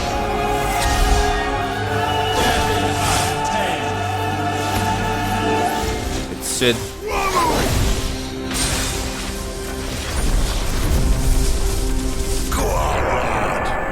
Oh, to hear his voice is pretty good.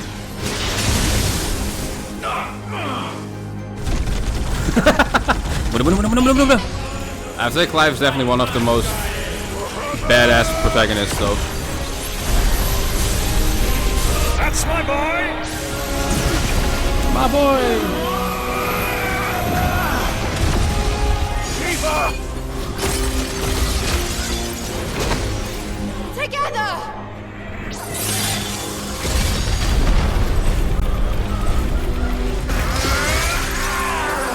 Odin.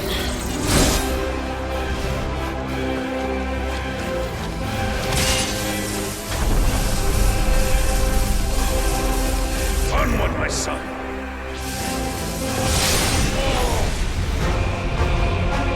Oh! Still you cannot see. You are no better than us. We are one and the same. Well, so far, I think it's still badass though. And the music though.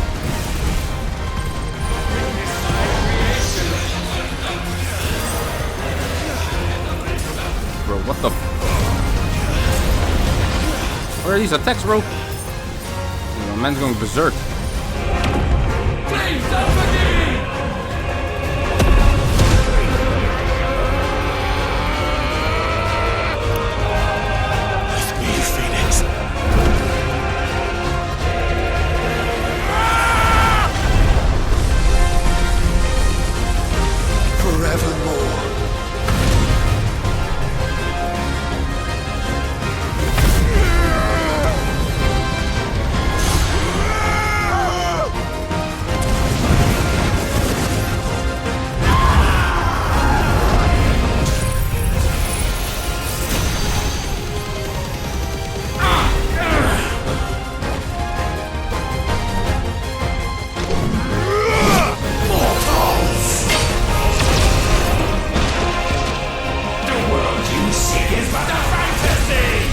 Oh shit, he set the line. The only fantasy here is yours. And we shall be its final witness. He set the line!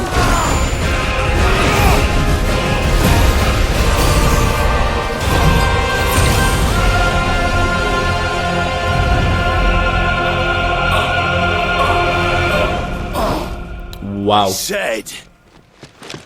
It's over. Damn. As we defeated Ultima, I unlocked the trophy Falling Star for clearing the game. But as I said, I also had the trophies for the second playthrough to unlock the final trophies, Fantasy Finally, and we unlocked the Platinum Trophy. And getting the Platinum Trophy leaves us with the end of Final Fantasy 16. Even if it means the end of me.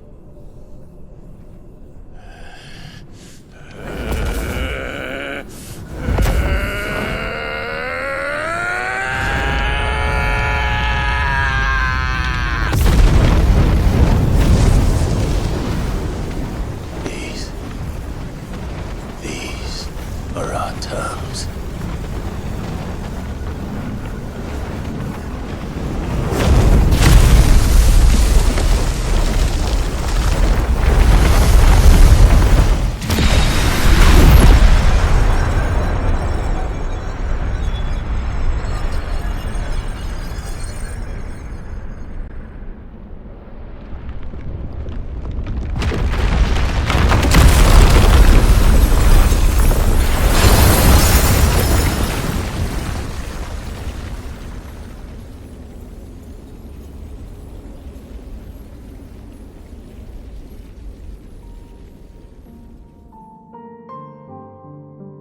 But luckily, the journey doesn't end here, because where one journey ends, a new one begins.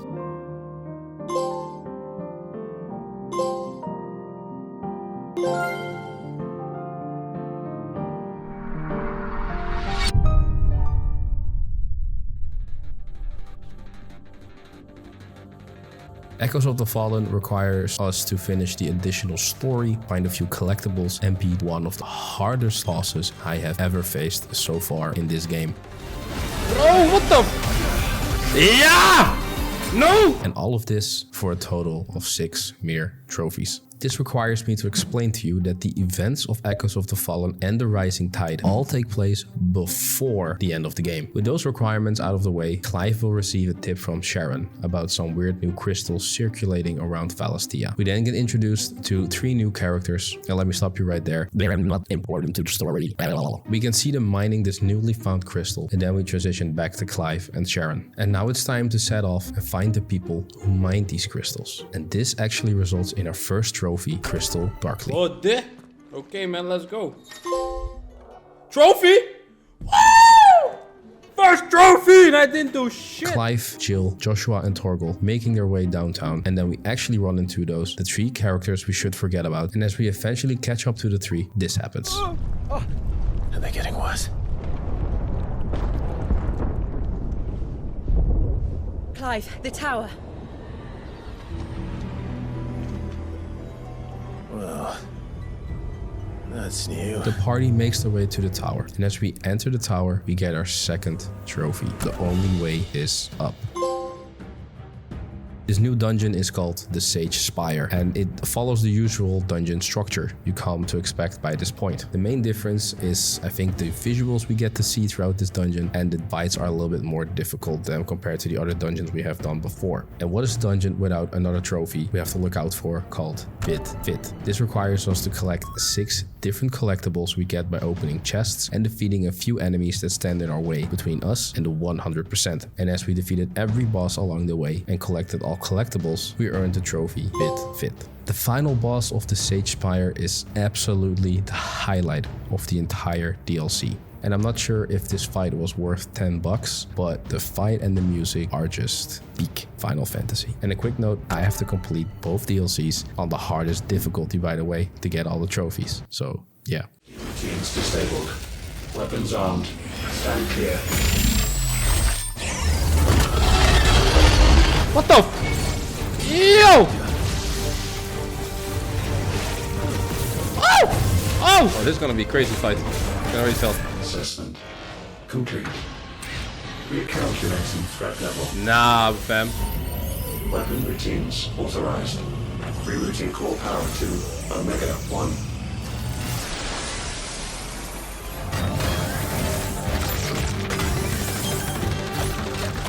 Oh, I'm fucked.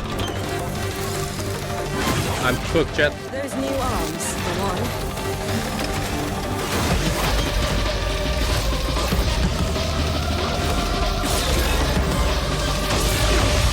What the? Whoa!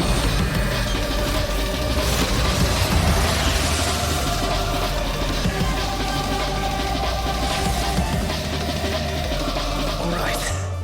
I'm convinced.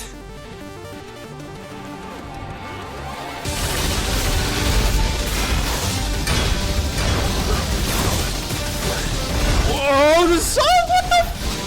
That song go crazy! Okay, just for the song alone. Wow, dude, I am dead. Oh, yo! I have nowhere else. I'm screwed. Yeah, I gotta play it safe now. Oh, no! I said safe. I said safe. Yeah, I'm cooked. Oh, what the?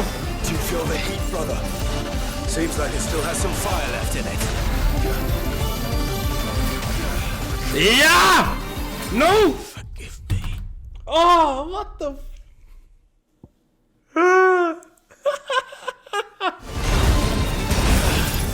Yeah. That's what we want. Let's go. This one. Woo! Oh! Baby. I feel like there's a next stage coming in, because I feel like I'm not doing any damage anymore. Yeah, that's what I thought. Safeguards removed. Commencing dimensional compression.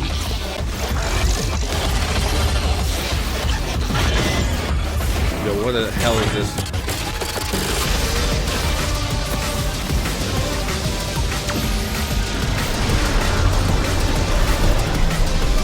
Phase 2, this is phase 3, bro! Why can't I? Breathe? Because it's constricting all of creation. Well then. We better kill it quick.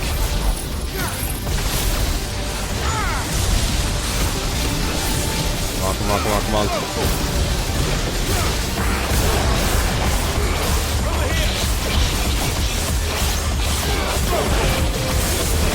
This is going to be close. Yeah, tell me about it, bro. Yeah!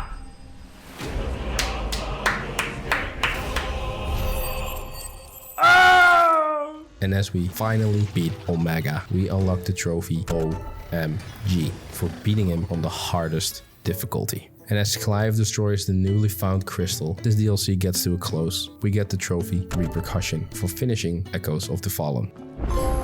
Repercussion. Silence the echoes. Nice. And lastly, we craft another legendary weapon called Omega for the 6th and final trophy of this DLC. Not bad. My reward is with me. Tiny Omega weapon. Nice.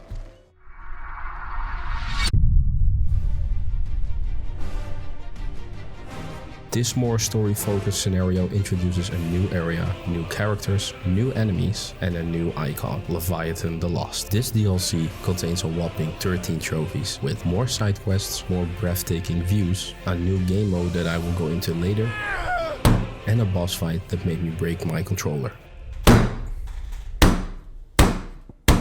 The Rising Tide starts with a letter we receive from an unknown messenger. As the known trio and Torgo prepare to leave the hideout, I get surprised by my first trophy of this DLC. Naka, bro. Whoa! Where'd you got a trophy? Find again what was lost. My clown strings. Then the story follows Clive, Jill, and Joshua traveling to the edge of Valisthea, where they find the person who sent that letter, Shula. As they get introduced to each other, Shula tells about Leviathan, that she requires the help of Clive, as they're tasked with saving Leviathan's dominant, who is far from a typical icon wielder. This starts off our boat ride to the failed land of Mysidia for our next trophy, Homecoming. Clouds every day.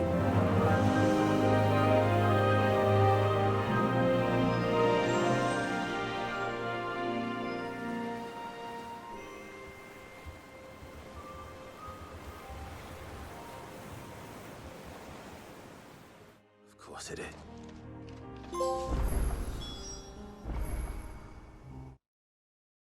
This sets us up for our first combat-related trophy in this DLC called Tide Slinger, which I will explain to you in a little bit. As we move onto the time-frozen crater, we get to see the dominant of water, Lawless. Creative Business Unit 3 really said, what if we gave Clive a gun that has its own unique mode that turns Clive's arm into a freaking shotgun. And boy, does this melt enemies. And using his water gun unlocks me the trophy Tide Slinger.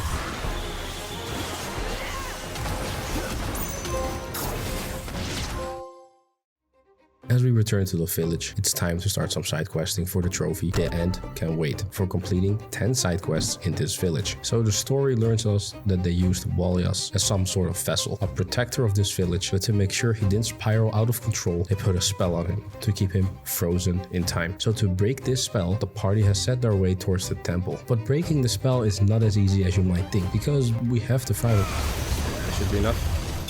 There we go. There we go.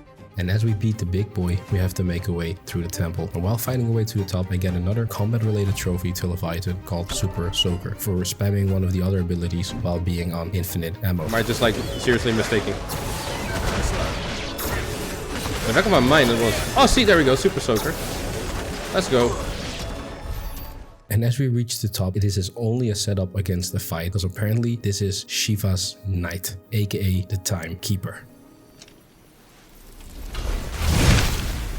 Ooh. Whoa. Oh crap.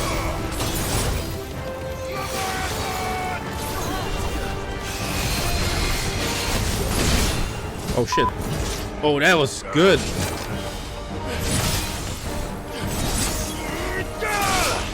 Now, this feels like a real Final Fantasy enemy. I'm cooked. Oh! Oh, what? Oh! Oh! Whoa. Stop! Oh! Bro. Oh! Hey, yeah. And then we finish it off. Let's go. That was sick. Now, Shula together with Jill break the spell, and even I could see it coming from a mile away. The build up to another climatic battle, and the fight itself brought back that specific feeling of hype. Final Fantasy 16 was so damn good at evoking, until this happened. Read once more. No way. Leviathan, our most profaned fragment. That was sick. Damn it.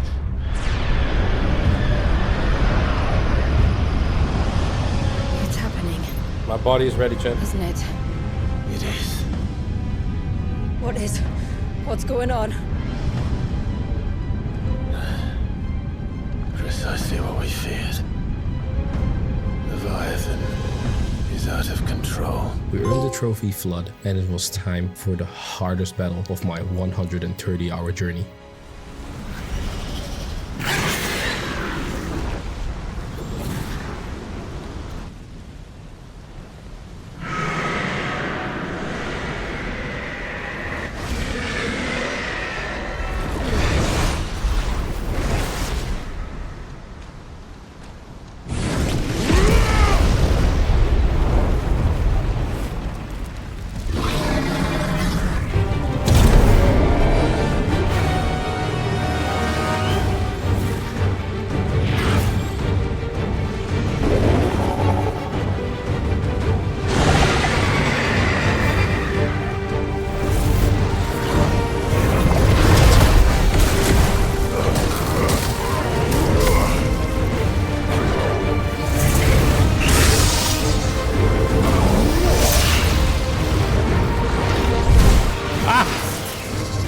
I don't like this. I don't like this. Woo.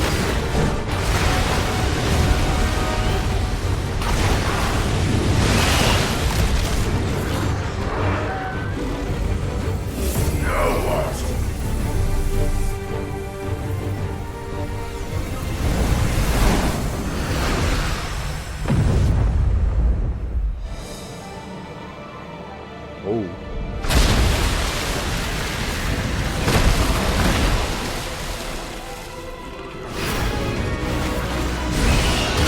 Oh!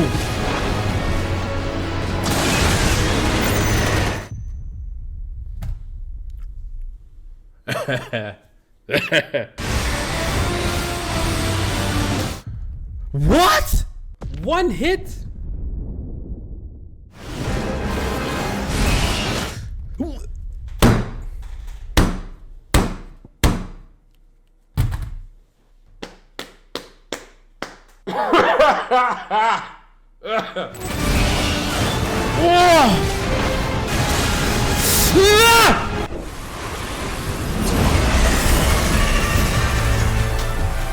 Oh no, not oh no.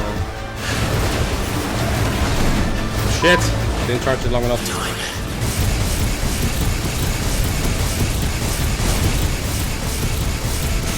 Yeah! Garuda will be proud.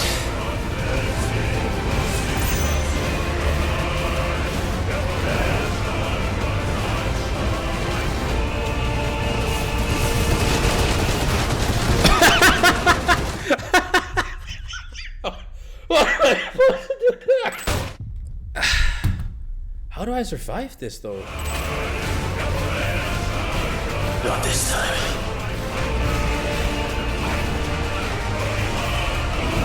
Am I? Oh.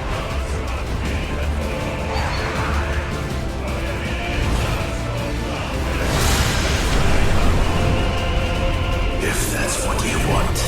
Come on, come on. Come on! Is this it? Is this it?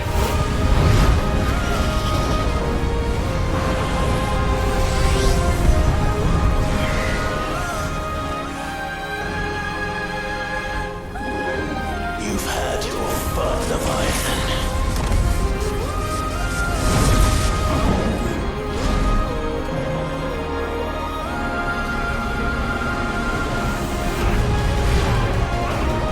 This time, you went back to sleep!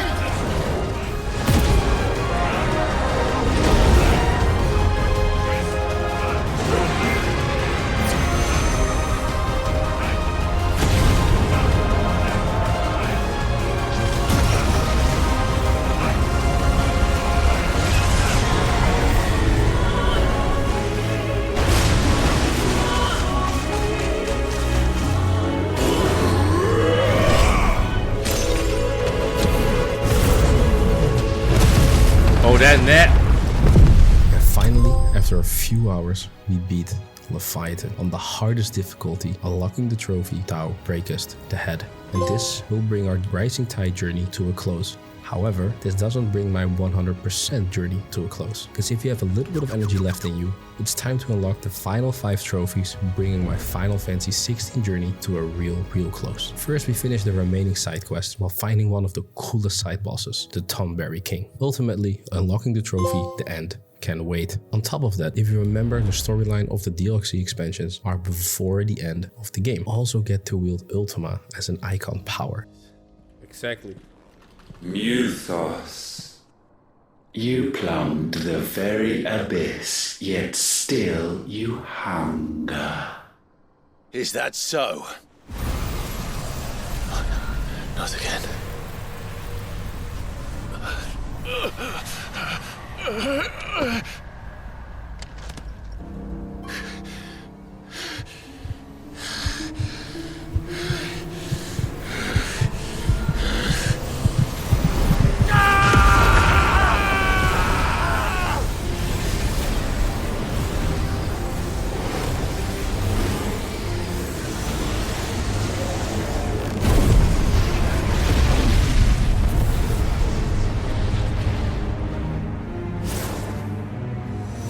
Bro, what? What? What is this? Yo!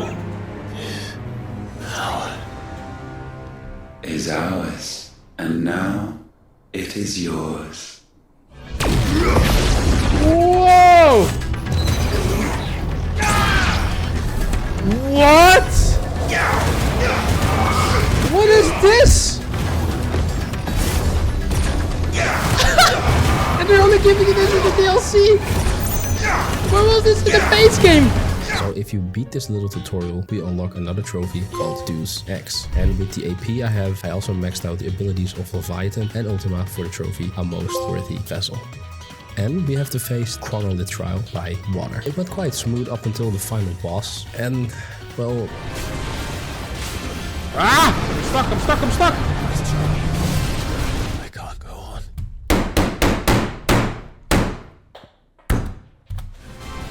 I'm stuck! Door stuck!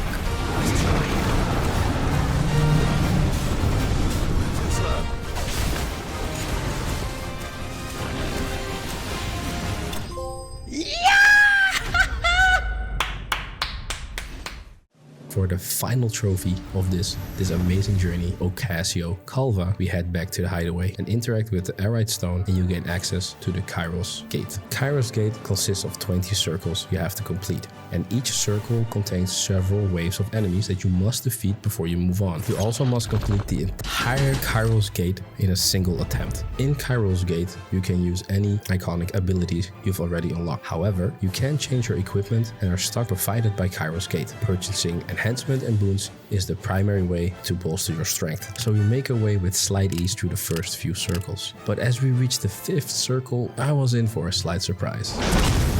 What?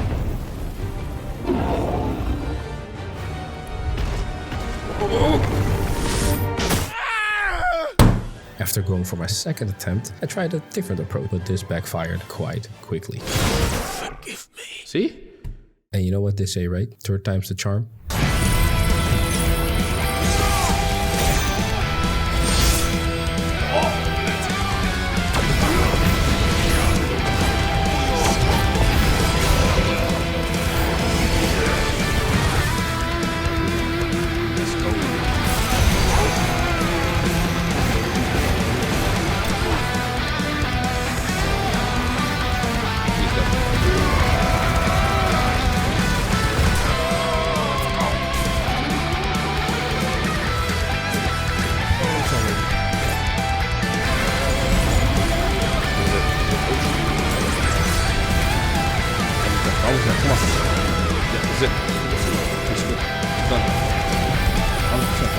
Come on.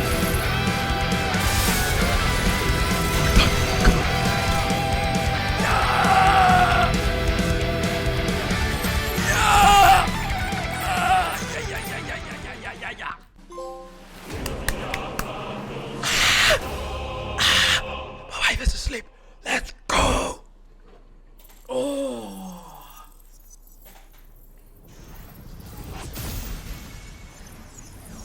Hey everyone. If you made it this far to the end of the video, thank you from the bottom of my heart. I feel incredibly lucky to have such an amazing community behind me, and I genuinely feel blessed to share this Final Fantasy journey and many more role-playing game adventures with you. Your support means everything to me, and I love you all.